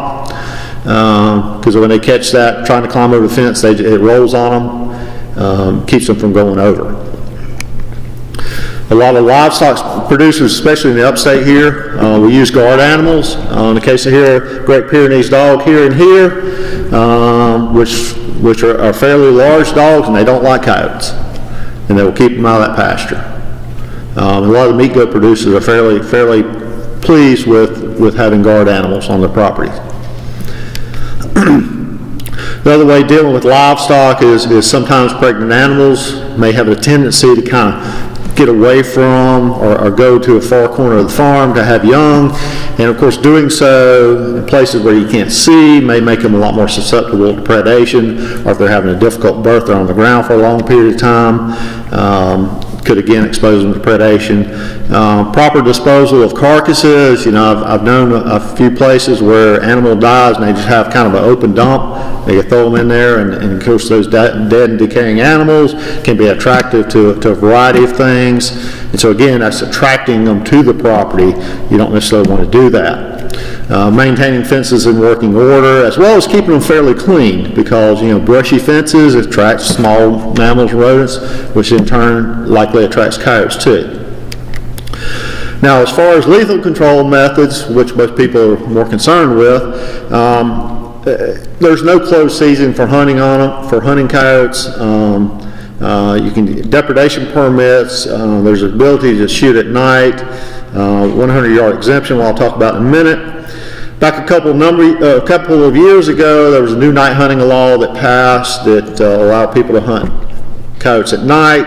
There's some restrictions that made it not as desirable as folks would like, having to be either use rimfire rifles or be elevated at certain times of year 10 feet off the ground if you want to use a centerfire rifle. But as of May 19th of this year, that law was changed, and Noel had touched on it. Now, as long as you have the legal right to be on a piece of property and that property is registered with DNR annually, you can use any legal firearm, bow and arrow, or crossbow. You do have to report your activities. I'll be honest with you, the law enforcement section who deals with the registration is still kind of working out the kinks, because the old system from the end of February to July 1st, if you register, you can use a centerfire rifle, but you had to be 10 feet off the ground. So they're trying to figure out what to do with those folks. Do they extend them for the entire year to mesh this new law in with kind of the previous law? Because there are some people that are already registered under the old system, so they will likely, I can't speak for law enforcement, but be kind of grandfathered in as registered properties. But you do have to register a property. These registrations will be good for a year, but you do have to report your activities before they'll allow you to re-register the property. It'll be simple. Hey, what'd you do? And I tell people all the time, zeros are day to 2. If you did nothing, just say you did nothing and go on with it. Bait, electronic calls, artificial light, night vision, infrared, whatever you financially can afford, you can use. As Noel said, there's no hunting within 300 yards of residence without permission of the occupant, except the landowner can hunt their own property, or if you're acting under a valid depredation permit issued from DNR, would allow you to kind of circumvent that. And no hunting or shooting from or across a public paved road. If it's a public dirt road, you probably can, but not a public paved road. And anyone convicted of a night hunting violation as it relates to hunting deer, turkey, or bear at night are ineligible to participate if they've been convicted within 5 years. Now, again, there's no elevation requirement like there used to be just a month ago. It also allows the hunting of armadillos and feral hogs at night if you register the property. One thing it is a change is it is now illegal to hunt at night if the property is not registered. As far as coyotes, hogs, and armadillos, you still could coon hunt using small game weapons. But that is a change from previous law. Previous law is you could hunt year-round at night with a rimfire rifle, but you cannot do that if you're hunting coyotes, coyotes, armadillos, or hogs, unless that property is registered. Now again, there's trying to make it easy. This is what the old system looked like. You go on our website, and you would click on the links, you'd sign up a property, you'd sign up a list of hunters for that property. I suspect the new one will take the place of this. It's not there. I checked last night. It's not in place yet. Again, that's run by law enforcement, and they also have to coordinate with our radio room. But I suspect that'll be online or be updated fairly soon. Again, there was a lot of reservations because a number of years ago there was a U.S. Forest Service officer that was killed by some folks night hunting coyotes with night vision. So there, obviously a lot of our officers were sort of reluctant to just kind of turn it open. So that's one of the reasons why that registration thing is in place. So hopefully they know which properties are going on. They can kind of do spot checks to just make sure that, hey, the people on there are supposed to be on there in case somebody's trying to slide in and night hunt deer on those properties, so they at least kind of know what things are going on. Now, as far as prohibited things or things that you can't do, there's no registered poisons for coyotes in this state. Some states allow the use of M44s or livestock protection collars. Both use very highly toxic compounds. None of those are registered for use in South Carolina. Baited hooks, we always get some novel ideas about controlling coyotes, but baited hook is technically classified as an illegal trap in South Carolina. Not only that, I don't care how much you hate coyotes, I don't want to see anything strung up by a treble hook left to die. Now, as far as M44s go, by some of Noel's friends, I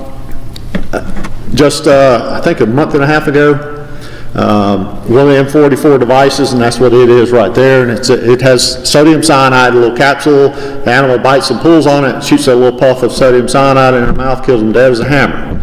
Well, this boy, and I think they were not where they were supposed to be, obviously. His dog ran across this, and being a dog, went and investigated and pulled it, killed the dog. I don't think it really injured the boy. He was taken to check for a medical checkup. But again, it's one of those things that, effective at killing coyotes. It really is. But, I don't see it being registered for use in South Carolina, for a number of reasons. This being one of them, because we don't have large, huge blocks of property where nobody's expected to be, so there's always going to be that reluctance to put devices such as this. And when you place them out, you have to put warning signs everywhere. The person setting it has to have an antidote kit with them. I mean, cyanide's not something to mess with. Now, as far as trapping, I typically recommend trapping, at least for people who are semi-competent about trapping, or at least want to learn about trapping, because the good thing about trapping is it works when you're sitting at home. If you want to go out and hunt coyotes, that's fine. Some people are fairly good at it, and some people enjoy it, and that's great. You can do that, but you have to be out there to do it. You're only one person. If you're not there, you're not doing anything. As far as what traps are legal, any kind of live trap, and they're kind of broadly defined, but in most cases, if you're trying to catch coyotes, you're not going to be very successful at using live traps. Foothold traps is what most people are going to be using.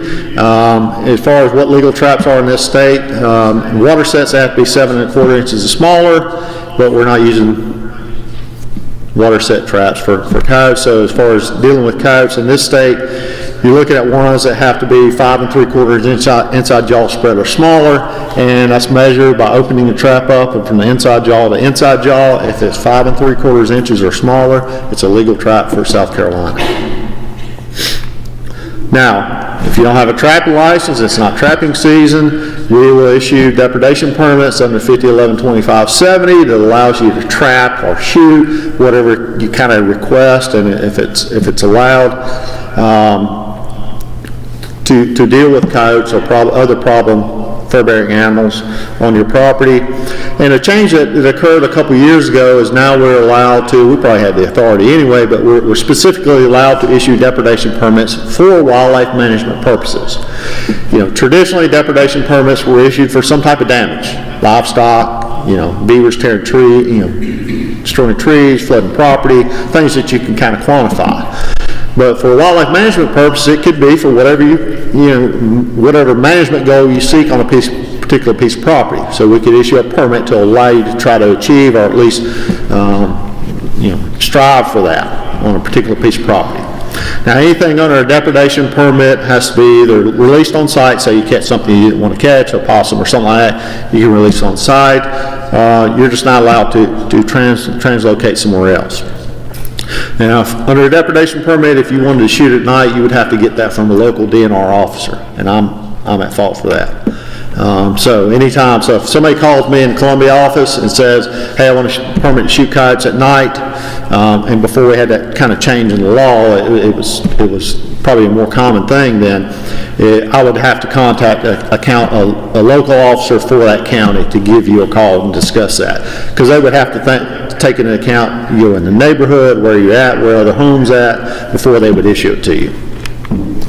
Now, everybody in this state has a 100-yard bubble around their home, so long as you're still on your property, or if you're given permission from a neighbor, you are allowed to trap or shoot if you live in a place where you can discharge a firearm, damage-causing fur-bearing animals or squirrels, without a license or permit from us. You don't have to tell us, you don't have to call us, you can just do it. So if you're having any kind of problems with one of the fur-bearing animals, those are the smaller animals that people traditionally trap for fur, around your home, you could be out, trapping raccoons outside your house. All you have to say is claim some kind of damage, and legally you're allowed to do it. Now, what most people deal with and I think we'll have some demonstrations today, dealing with coyote trapping, is that you tend to have just a couple of sets, and then everything else is a variation of that. One of them is their traditional dirt hole set, where it looks like there's a hole dug in the ground, maybe something's buried in it, usually some type of bait or lure. So it attracts the coyote to it, and he wants to stick his nose down the hole, and hopefully steps, in this case, on a trap that may be, I think it may be right here, as he's trying to stick his nose down in the hole.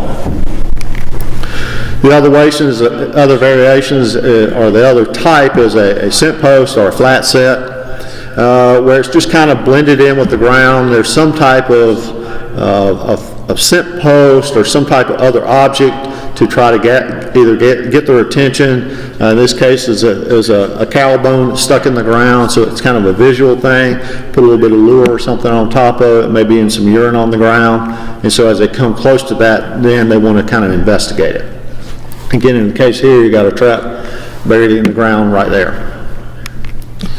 Now, there have been some changes. A lot of foothold traps have bad connotations. The animal chews his foot off and all this other stuff, and that was the case, all you catch would be feet.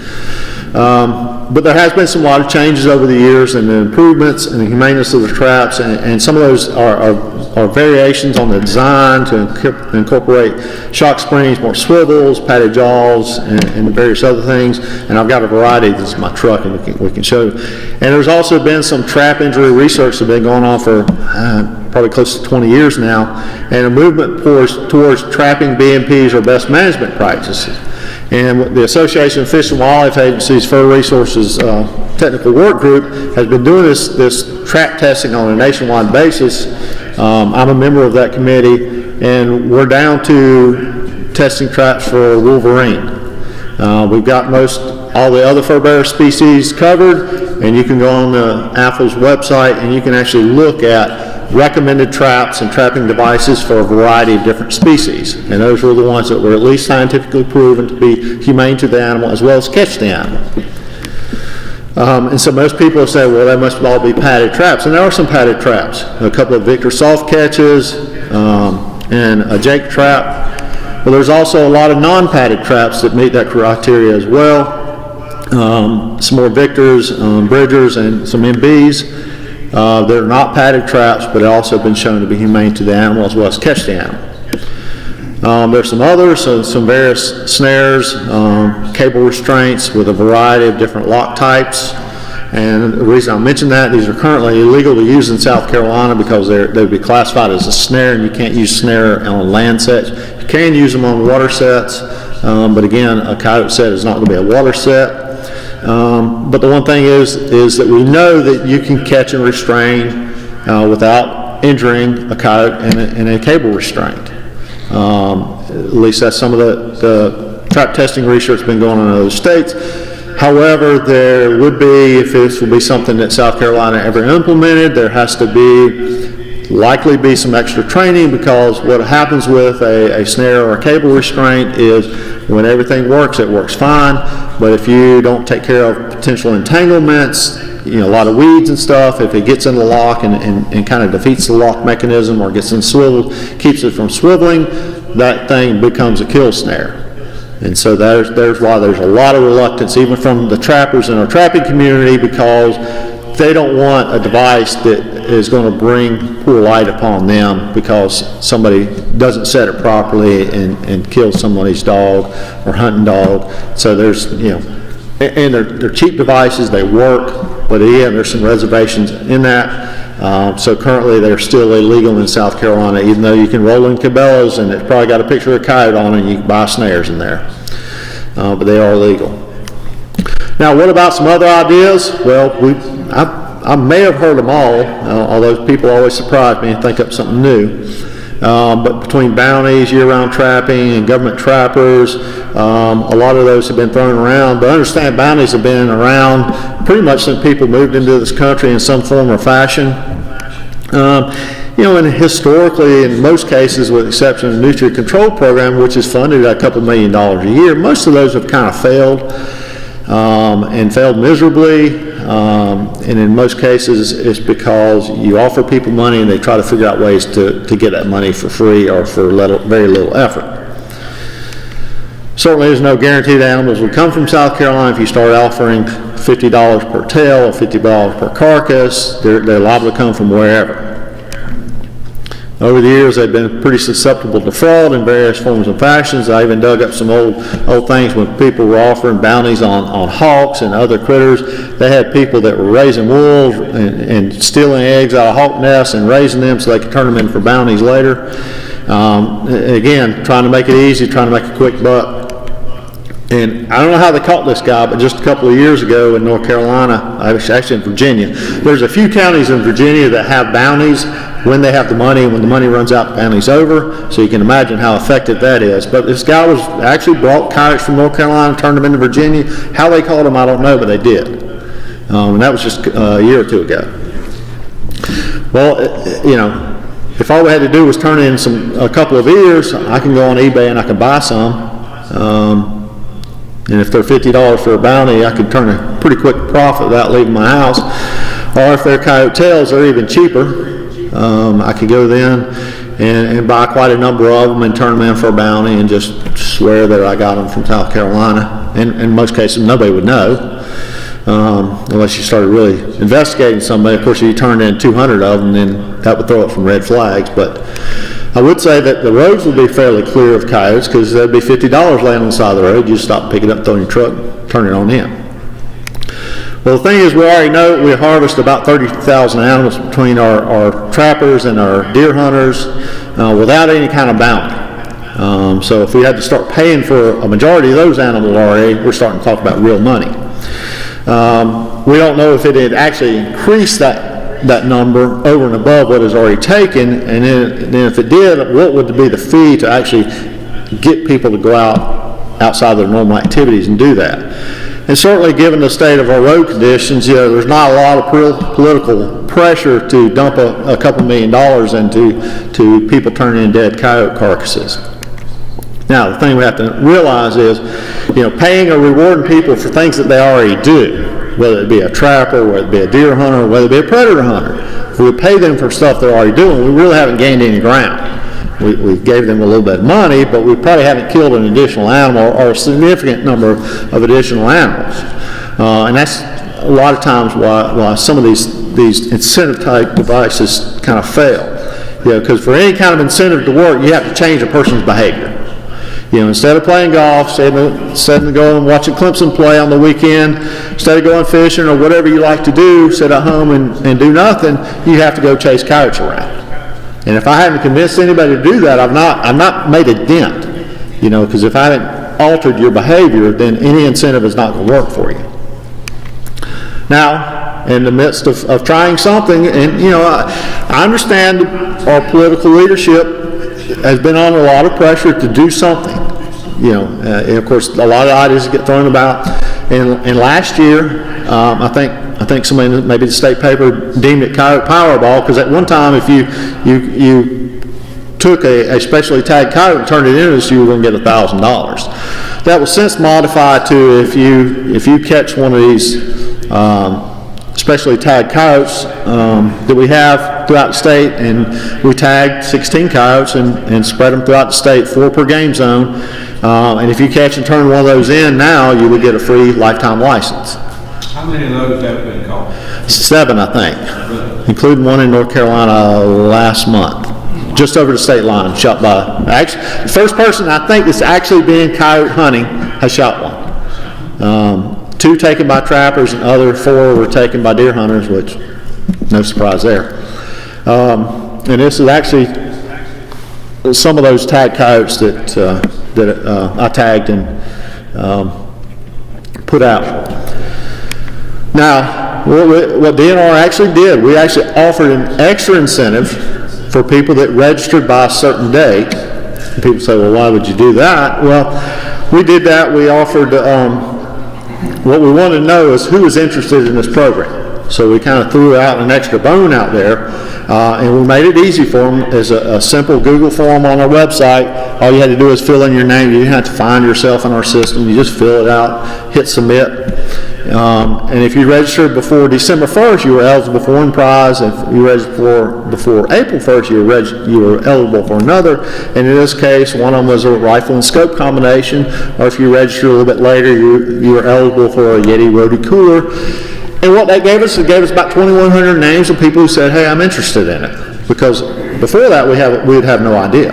So now we have 2,000 or so people we're actually going to survey in another month or so to see, hey, what'd you do? Try to gauge some kind of effectiveness for it, and so for the price of a little bit of some items, hopefully we'll get at least some meaningful information about, did anybody spend any extra time, that kind of thing. We have a person, the guy in North Carolina is eligible for the rifle. He actually registered before December 1st. So unless somebody steps up their game, he may be the only one out there. We get other questions about having government trappers. Certainly that would require a major influx of money and resources. And I can tell you where those people are going to be. Those people are going to be where the cats are disappearing. They're going to be in Greenville, Columbia, Charleston, maybe Myrtle Beach, maybe Beaufort. They're not going to be in rural Anderson County, more than likely. It's just kind of the way political things work. I'd mentioned something about wildlife management, permits for wildlife management purposes, and I'll finish up talking about our predator management program, is that we will issue what we call a predator management permit for those properties that are interested in managing predators, in this case coyotes. That permit is valid for 9 months, from essentially March 1st to November 30th. Essentially the time period outside of trapping season. Normal trapping season is December 1st to March 1st. So if you wanted to continue to trap on these properties during a legal season, we would require you to get a trapping license. And we kind of do that with deer depredation permits. Once deer season rolls in, we don't typically issue any deer depredation permits for crop damage, because now you have a means to take care of it. Plus, you've got 9 months. If you haven't done it in 9 months, 3 more is probably not going to help you. But the permit is free, and you apply to the Columbia office, and we issue them. You can have any number of people. I mean, we have some that have entire hunt clubs on them, and it'll allow you to trap, or in some cases shoot at night. Of course, with the change in night hunting law, that'll kind of take care of the shooting at night part. But the one thing we do have to remember that, dealing with coyote biology and the predator biology in general, we know when they breed in the winter, and then, May and June, or April and May having young. Not only that, our deer tend to be dropping fawns about that same time, and we know they're particularly vulnerable for about 2 months. So in some cases, if you time, instead of trying to trap 12 months out of the year, you look at trying to maximize or time your efforts to maybe have the best impact. If you can take care of those coyotes on a particular piece of property, at least for that short period of time for deer fawns, if that's what you're interested in, before they hit the ground, give them a long enough period of time before coyotes have a kind of a chance to re-infiltrate your property, and they will. They'll come back. They always do. My previous boss in Georgia, who worked for Wildlife Services, was doing experimental predator removal on some of these quail plantations. Year in and year out, same properties, 500, 550 animals every year being removed. Nature will fill that void. They'll come back. So if you start looking in that, that's one of those things that becomes a part of a management plan. But you might be able to maximize your efforts right before fawns hit the ground. Try to take coyotes out as best you can, and maybe give those deer a little kind of head start. The other thing we don't know is not as prevalent, although it's becoming more so in the upstate. We don't know if we create our own traps, our own predator traps in places where we put out feeders. We may have some money to do that soon.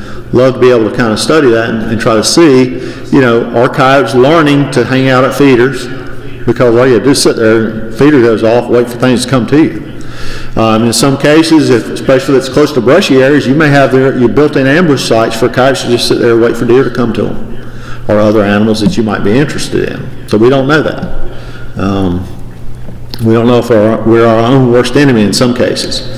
Now, the other thing to remember as far as predator management goes, just like they found, Dr. John Kilgo found at Savannah River site some years when they did intensive coyote removal, they saw a good response, some year not so good. It happens, it's going to be variable. Coyotes will return. You get rid of them, they're going to come in, they're going to fill the void. So predator control isn't a one-time fix. It has to become part of the management plan if that's what you're interested in. And with that, I've probably gone well over my time, but I'll try to answer any questions anybody has.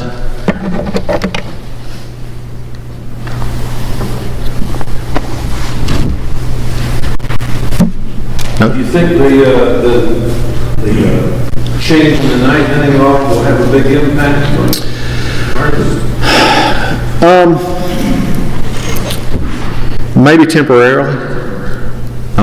It kind of depends on to what extent implementation. There'll be a bunch of people sign up, especially initially. But again, it's one of those things that you're going to be out at night. We're not sure how many people are actually going to take advantage of it. I'm sure there'll be a big rush initially, and then people who are successful may continue. People who are unsuccessful may stop. One of the reasons why the legislature actually required them to report is so maybe we'll get an idea of what they're doing, how effective they are, as well as by registering. Hopefully we'll have some names that we can actually survey them and try to gauge not only interest but participation rates and other things, that we can try to figure out what's going on. Because it's, you can throw out kind of what you feel the tea leaves may say, but you really don't know until it becomes, And I suspect there'll be a core group of folks that they fall in, that's something they like doing, and they do it. Just like about anything. But I think the average person, they may do it a little bit and then either grow tired of it or not successful. But we don't know until they do. What are your thoughts on, I'm sorry. That's just to follow up it's been in effect now about 2 weeks maybe. Has there been any time to tell if there's been an immediate? Well, I don't know. Like I said, law enforcement runs that portion as far as the registration. I know our office has gotten a few calls already about, because the word is kind of slowly filtering, because I don't think anybody's run any news releases or anything on it. And I know we're trying to scramble to kind of get up to speed, because they're not sure, is this going to be a calendar year? Is it going to be a 365 kind of revolving where people are registering throughout the year? That actually makes the reporting timing a lot more fluid than as if it was like a calendar year, so everybody reported in January, so then you kind of were able to summarize it at one period of time, or if you got people registering throughout the year, so you really don't have a set reporting time, you just have reports kind of filtering in slowly. Us folks in the wildlife side would like it cut off, so we knew all the harvest reports, all the activity reports came in at one time as opposed to lingering throughout the year. But law enforcement will make that decision. I think So what are your thoughts on fencing? How effective is that? Fencing? You can fence a lot of stuff out. And fence me and my dog in? Yeah, again, all you have to do is keep them from climbing over, keep them from digging under. And there are ways to do that. Because if I decide to go that route, I'm just going to really Build a compound? Well, and put up the fence as well, because Yeah. I mean, fences work. they went down my hydrangeas. How big's the property? Well, what I would fence in is really about 600 feet 4 ways. So. A total of 600 feet? No, 600 feet. This way. Okay, so that gets to be real money.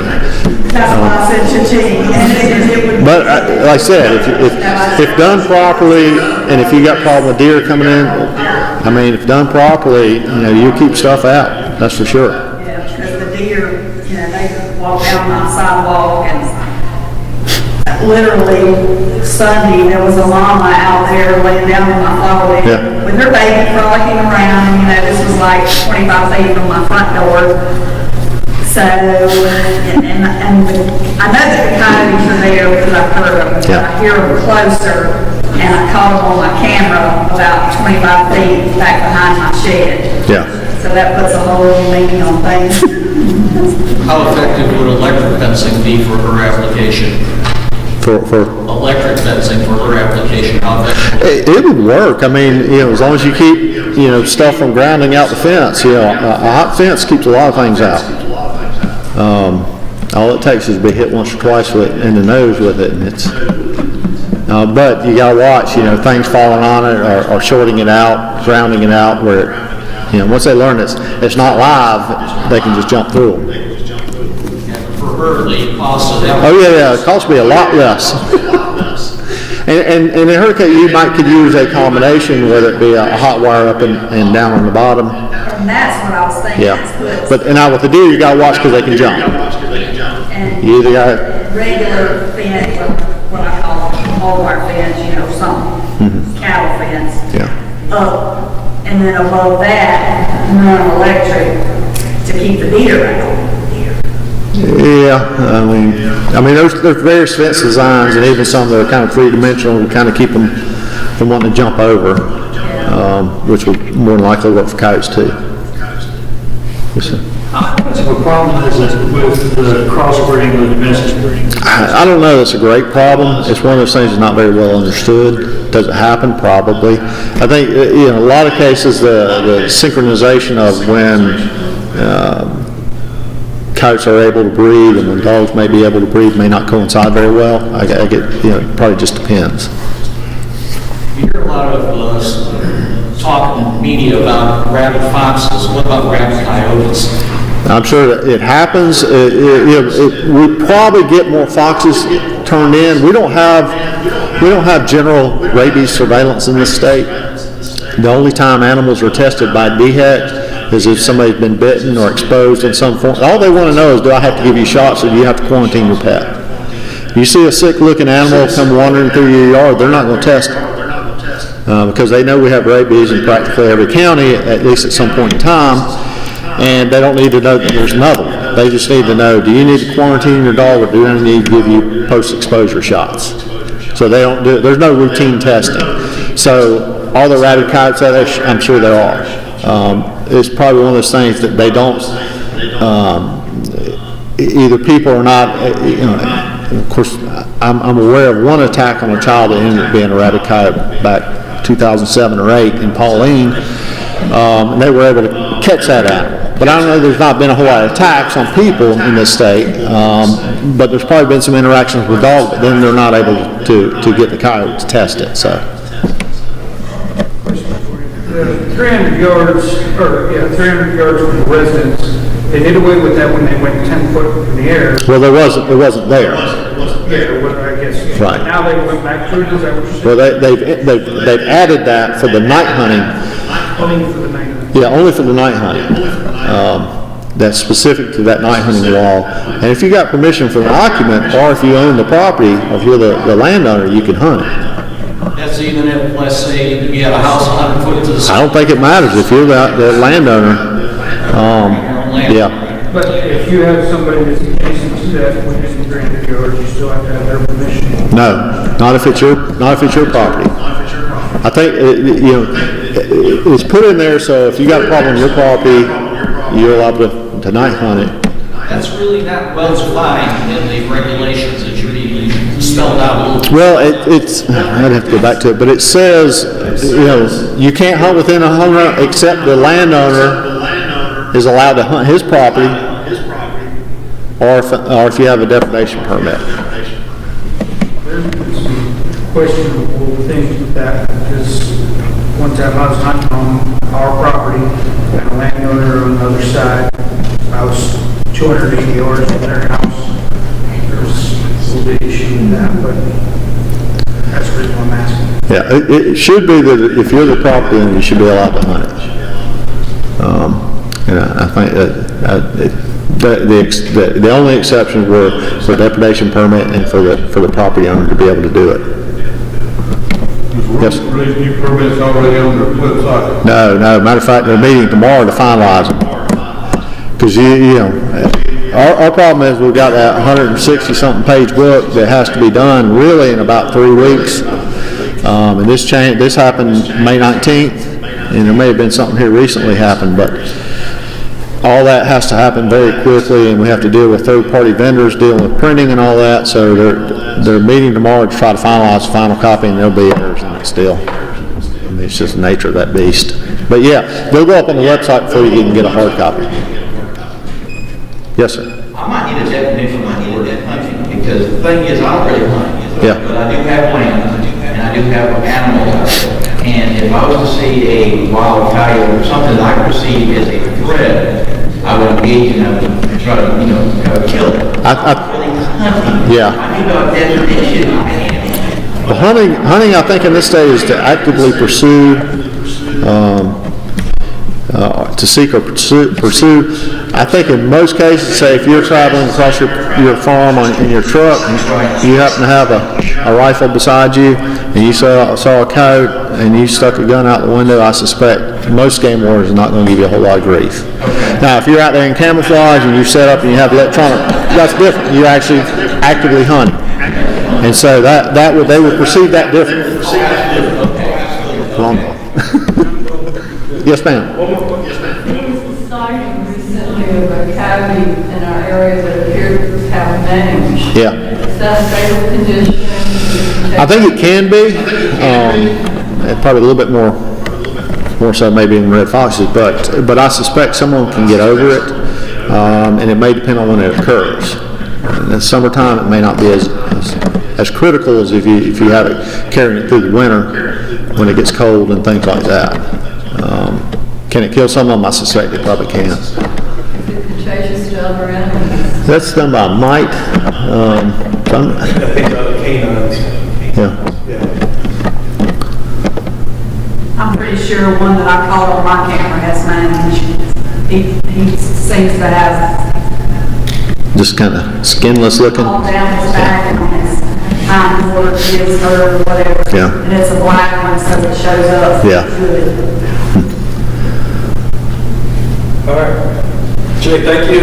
And we'll be around here for the outside demonstration, so if there's any other questions that you think of, we can kind of keep going with these questions. Hopefully we can answer most of these things. Species here for the seminar on groundhogs.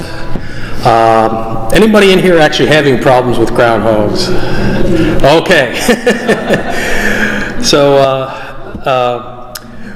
Wildlife Services, we don't do a whole lot of work with groundhogs. We've had, I think, maybe 1 or 2 requests from some state agencies, mainly the Department of Transportation, where they're, a lot of times you're traveling here in the upstate and the interchanges and everything, you'll see groundhogs maybe have holes or basking up in the short grass and stuff like that, where it's actually causing infrastructure.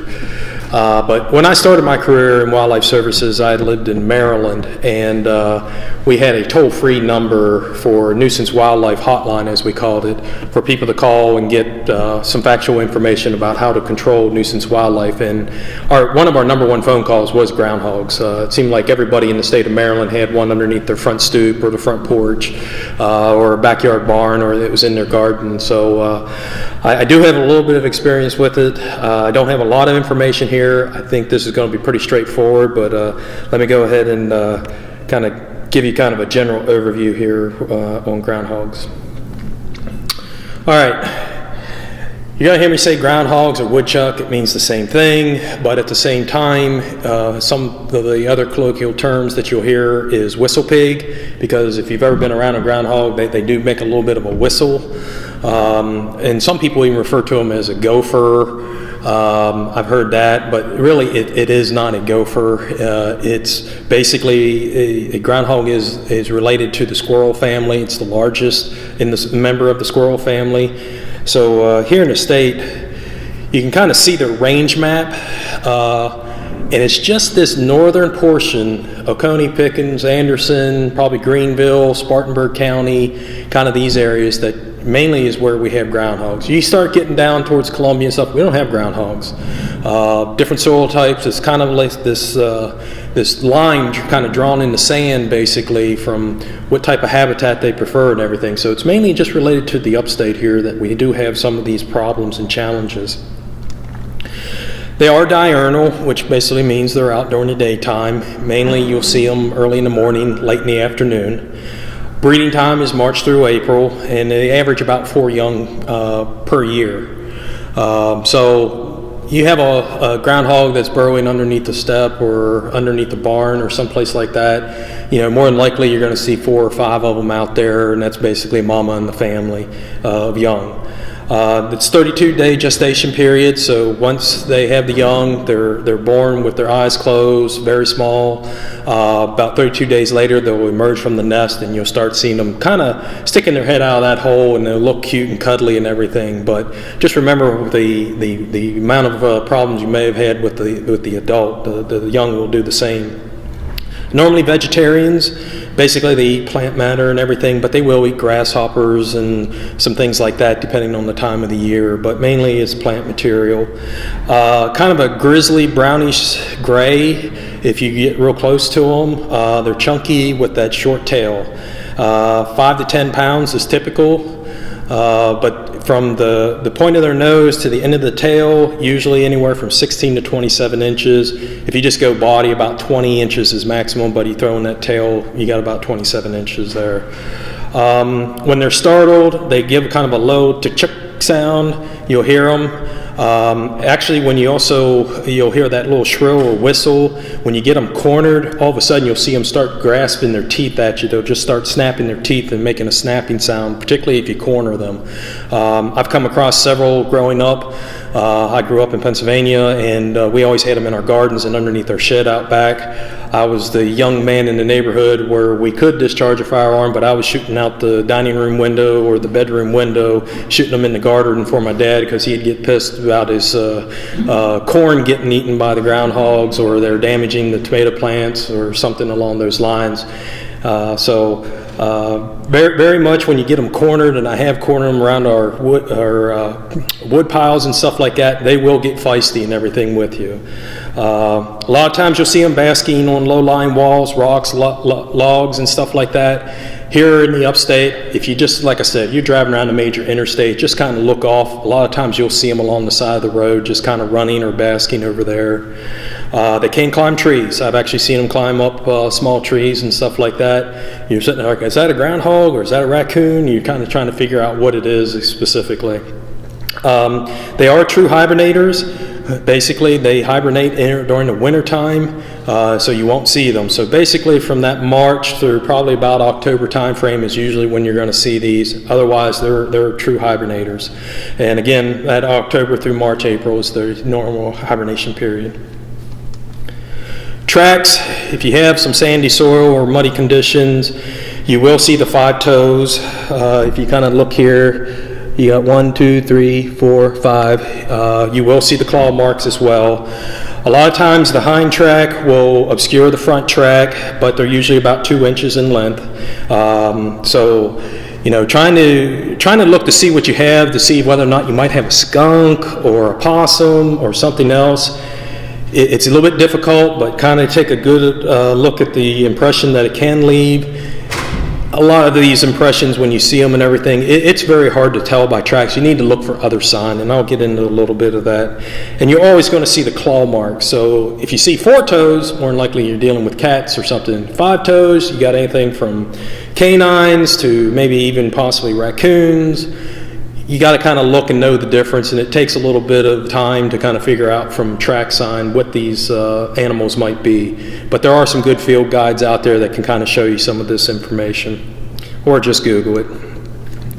Burrows, usually the main opening is about 8 to 12 inches.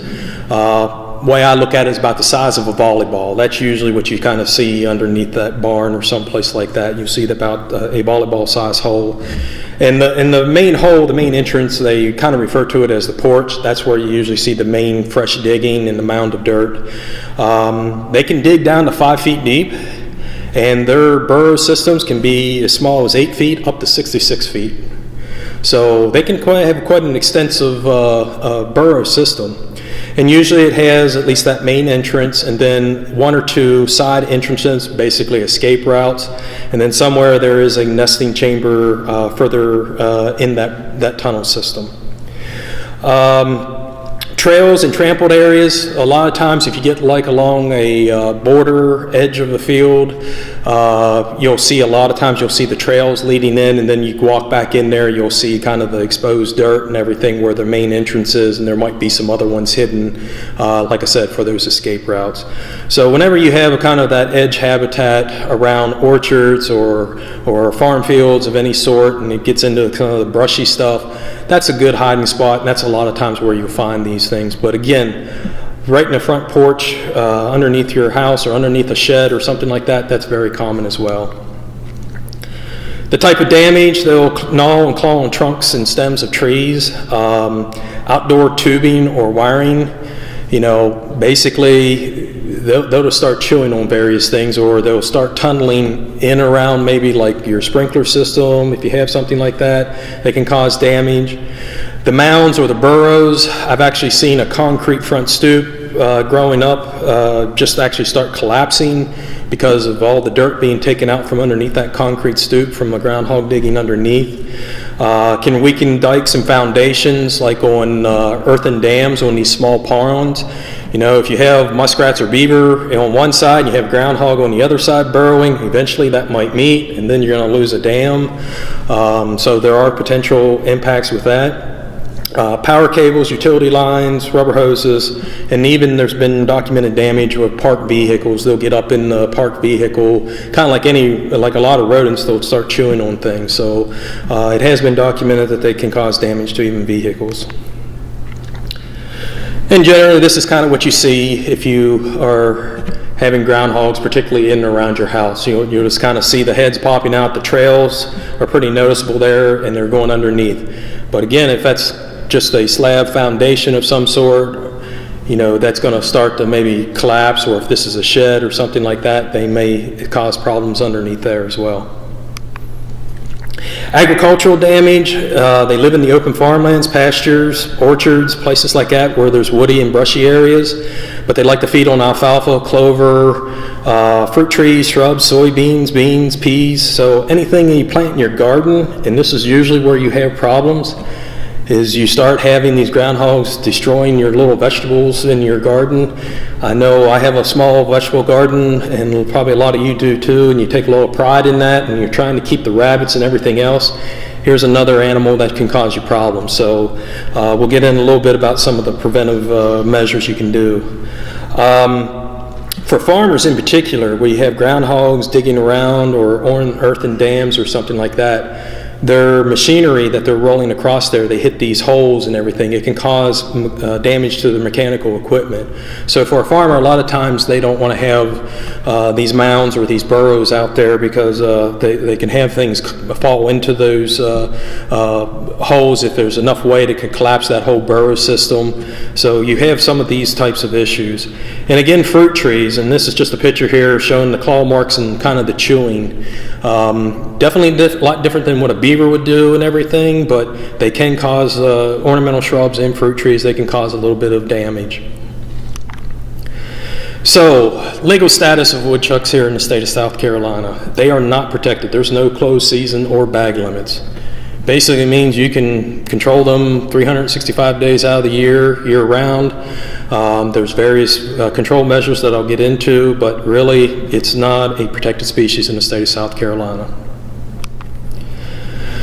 So let's kind of talk real quickly about some of the things you can do. Habitat modification, that's kind of a first. So if you have them in your backyard and you have any type of rock piles, wood piles and stuff like that, you might want to think about either putting them further away from your property or getting them cleaned up so that you're not basically attracting them.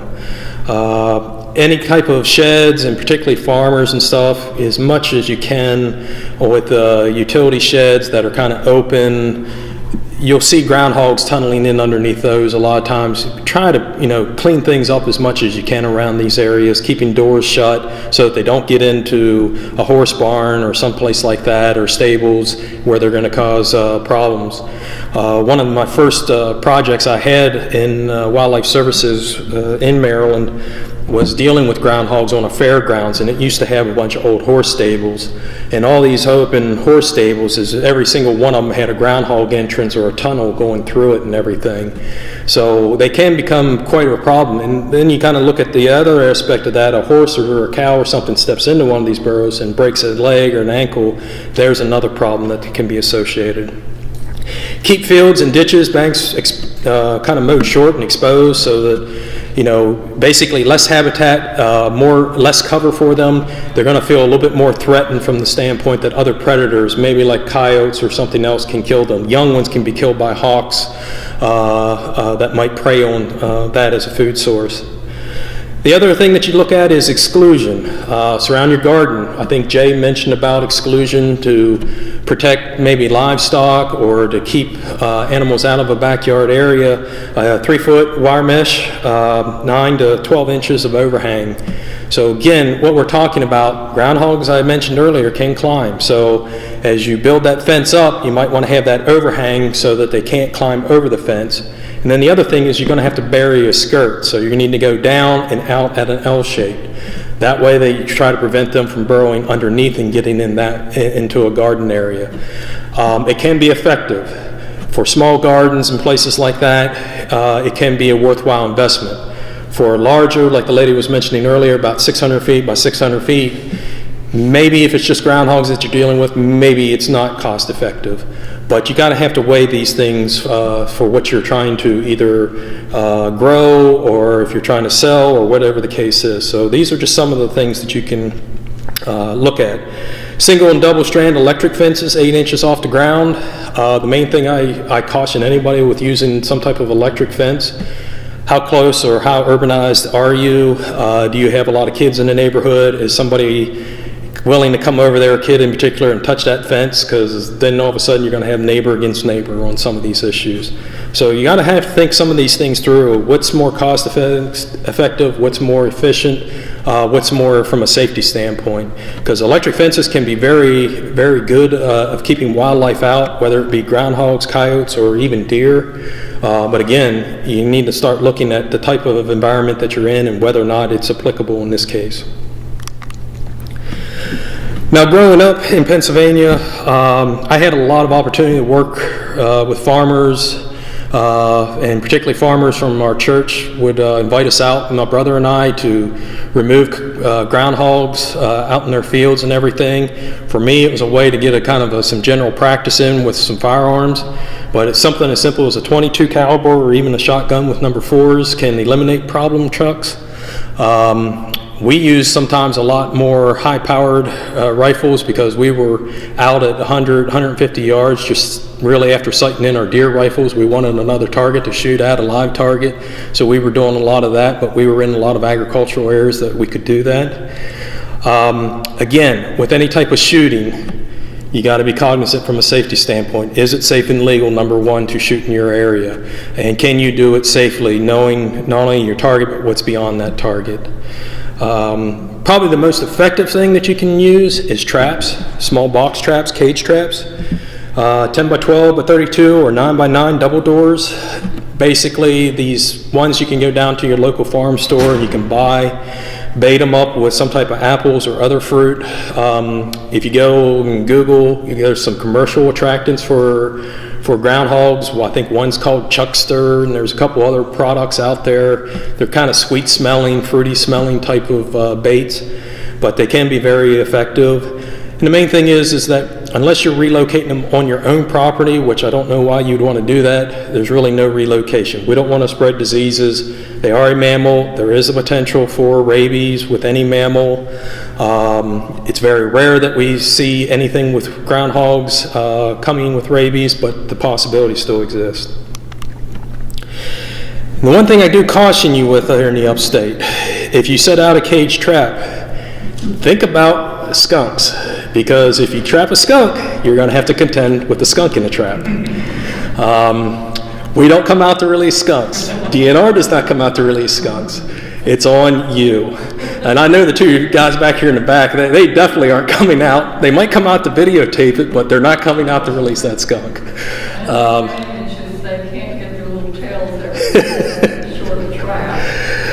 It's amazing how much a skunk can release, whether he's in a trap or not. Having had experience at least with one skunk in a trap that was actually set for a groundhog.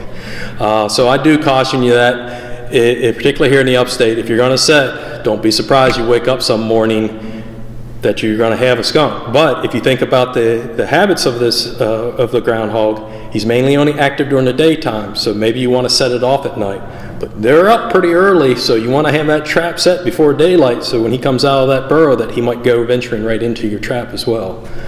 Just kind of playing the odds here, you just got to be careful.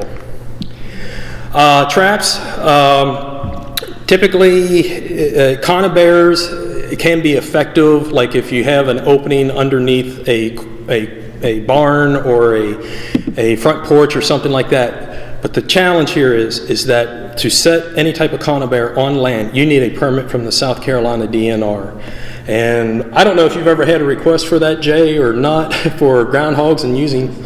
Yeah, so it can be done, but you do need a permit because conifer traps can only be set in water sets. If you want to set them on land, you need a permit, a depredation permit from the South Carolina DNR. So contact your local DNR law enforcement officer for your county. Let them determine whether or not this is a safe and legal method. And then foothold traps, I've never really seen anybody utilize this very well. Mainly box traps is what I would recommend. Now, the other option that's out there is a fumigant. It's called a gas cartridge. This is a general use pesticide. It's basically for groundhog controls in burrows. So basically with this, you need to find the main burrow entrance and you need to find those escape routes. Might be 1, 2, might even be more than that. You want to plug up all the escape routes and so that you're only dealing with the main entrance. And what you do, and I have a gas cartridge with us, basically it's just produces carbon monoxide gas. It's like a smoke bomb putting down in the burrow system.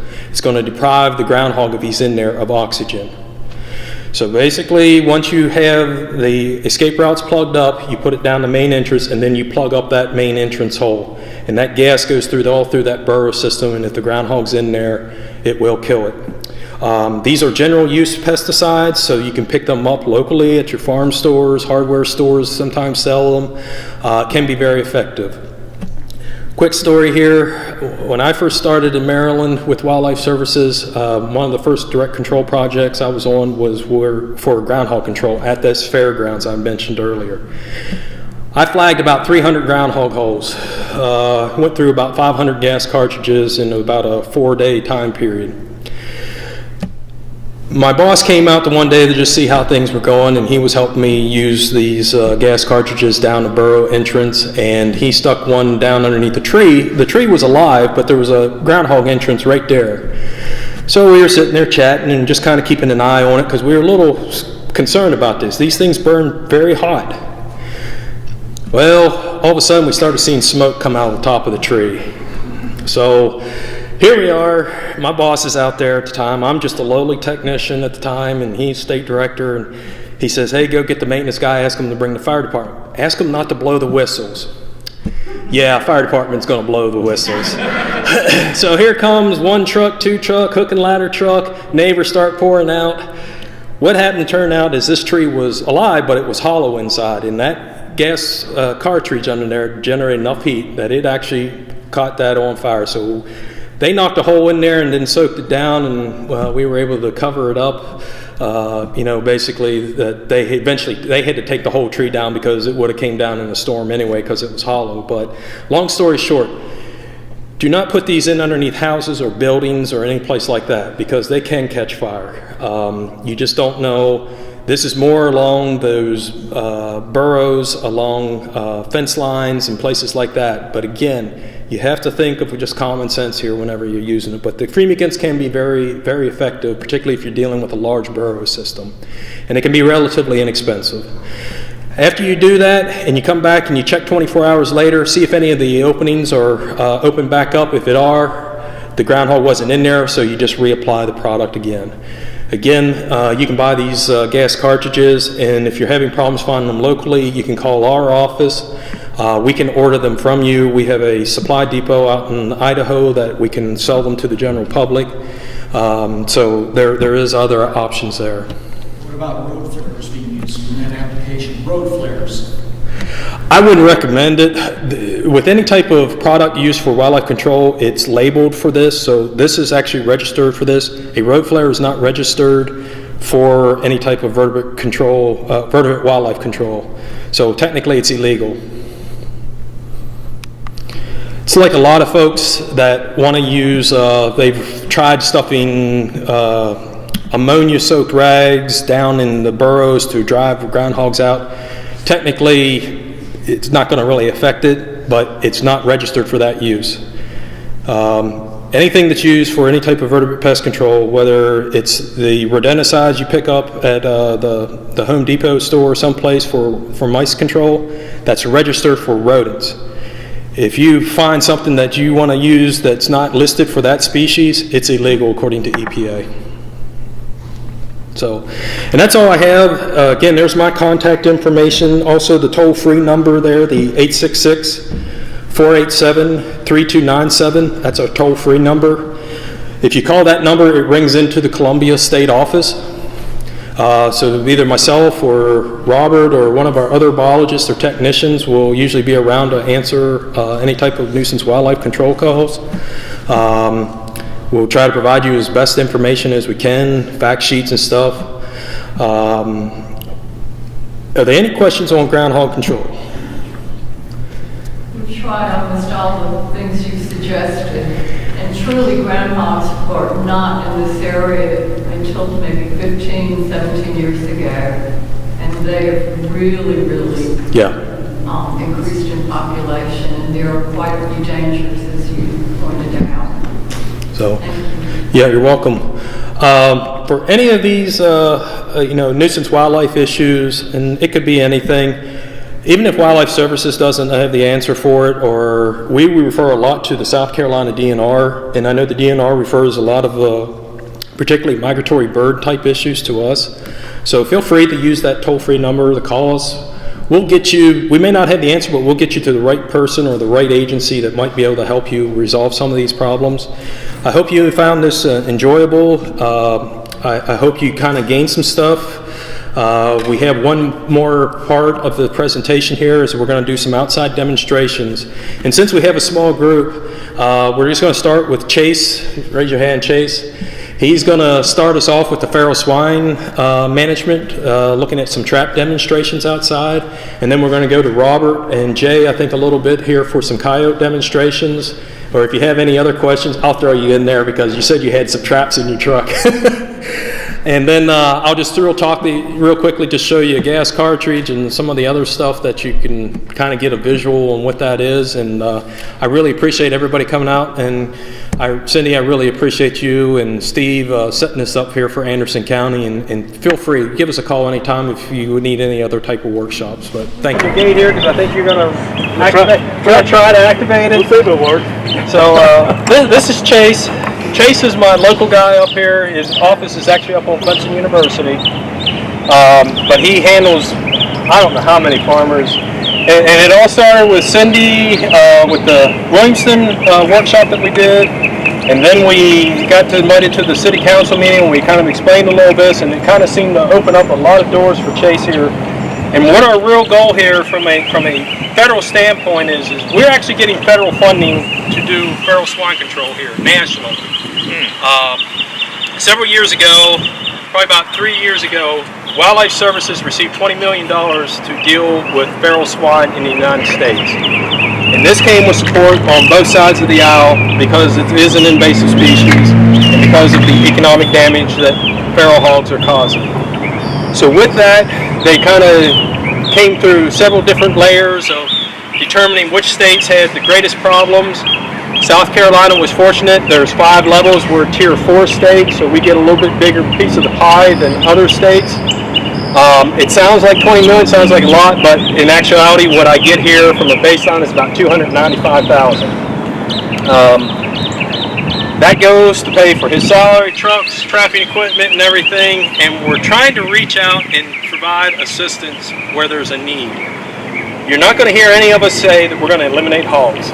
It's just not possible with the technology that we have right now. But what we're here to try to do is help people understand through some outreach efforts, as well as trying to prevent some of that damage. So if a farmer can get some hogs removed, where then he can get a field planted and he can have success with that, that's a success story for us, and we've had several of them. But as you probably hear from Chase here, he has some areas, correct me if I'm wrong, you probably trapped over 100 hogs off of one piece of property? Oh yeah, I got several. I got at least 3 or 4 that I've caught over 100 pigs. That's on one person's property. That's a lot of hogs in an area. So as much as we can do to help that, he's one man, he's got one truck, he's only has so much equipment. He tries to be there as much as he can for everybody. So we're trying to look at other avenues of way we can maybe expand this a little bit, get more equipment, more resources here. But this is kind of what we're looking at from a national standpoint, and then also here from state. We're trying to reduce some of the damage. And what Chase is going to do here, he's going to talk a little bit about from anything from high tech to low tech. If it works, it's great. But there's pros and cons to each of it. And he's going to get into the bells and whistles on it, so I'm going to turn it over to Chase. Okay. Like Noel mentioned, I'm the boots on the ground up here for Anderson. Been working primarily Anderson and a little bit in the Abbeville counties, as well as a little bit up in the mountains on some state parks. But as Noel mentioned, you know, we got anything from low-tech traps to your high-tech that I can control my cell phone and stuff like that. But we'll kind of start with the low-tech. I mean, you know, don't assume that just because it's low-tech, it's not effective. I mean, those are very effective. We've caught hundreds, if not thousands, of pigs in traps like that.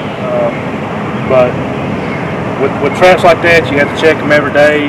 So it's with me, with being so spread out, having such a large territory, I don't really use those traps too much. Whereas these traps, I can have these spread out everywhere and check them with my phone But we can kind of talk about these a little bit. We're going to shuffle on over. This is my bread and butter. We're up here. When I set up a trap location, before I even think about putting a trap up, the very first thing I do is put a feeder up, a deer feeder. Before I even think about putting any of this up, I put a feeder up and a camera up.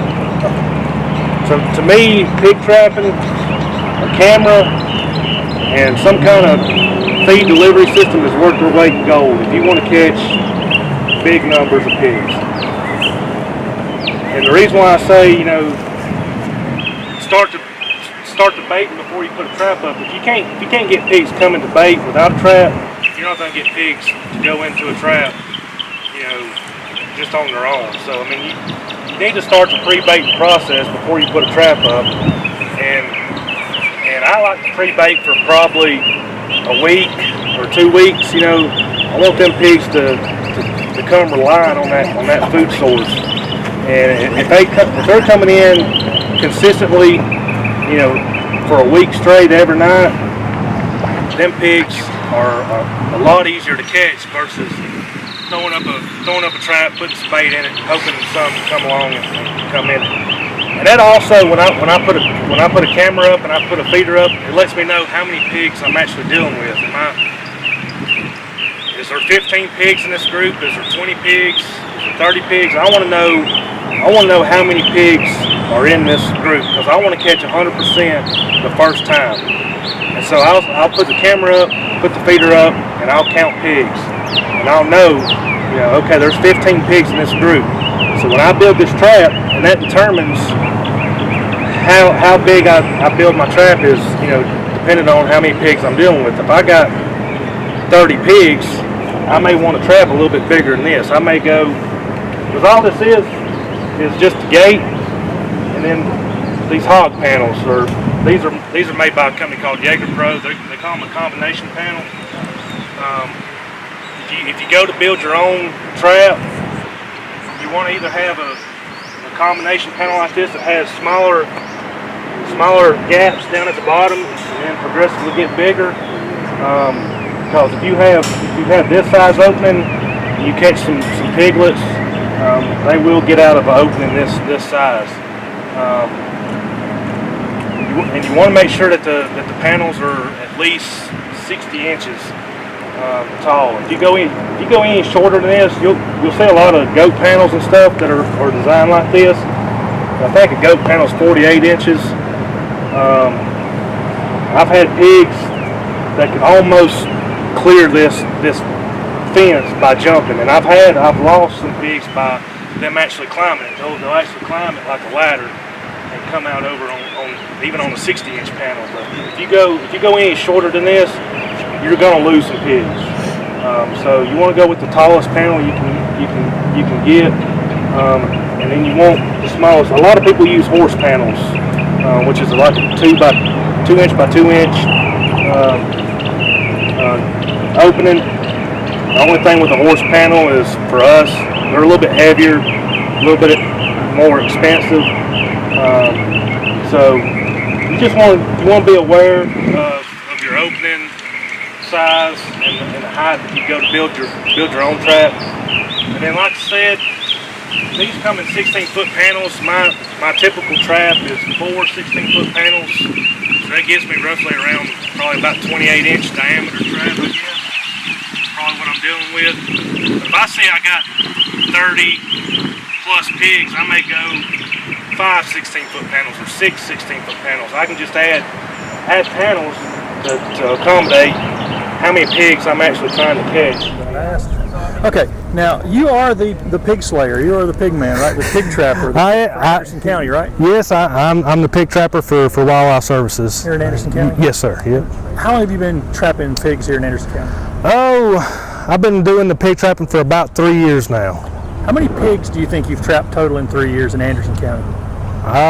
Probably pushing close to 1,000, getting upwards of 900 to 1,000. How big a problem is the feral pig population here? It's very big. I mean, it's probably one of the worst places that we've seen as far as agricultural damage. It's probably one of the top places in South Carolina that we're seeing damage. I think it's a huge problem. And how many pigs will you have to trap before we can start seeing the numbers go down here? To keep the population at a stable rate, you have to remove at least 70 to 80%. That's just to keep it stable. If you want to see a decline, you're having to get up there to 90 or 100% to actually see, to see any kind of effect. So, just to keep it stable, I mean, you're talking 70%. So, we're fighting a losing battle, it seems like. What's your goal? What do you think you could get to? I'd like to see it kind of stable, 70%. My goal when I'm trapping is 100%. I'm trying to minimize damage. We're never going to eliminate pigs in South Carolina, but if we can just minimize damage, that is the main objective for us. Is just to minimize damage, try to help these farmers, these landowners, not lose money, not lose any crops or anything. Let them try to earn a living and just minimize the damage.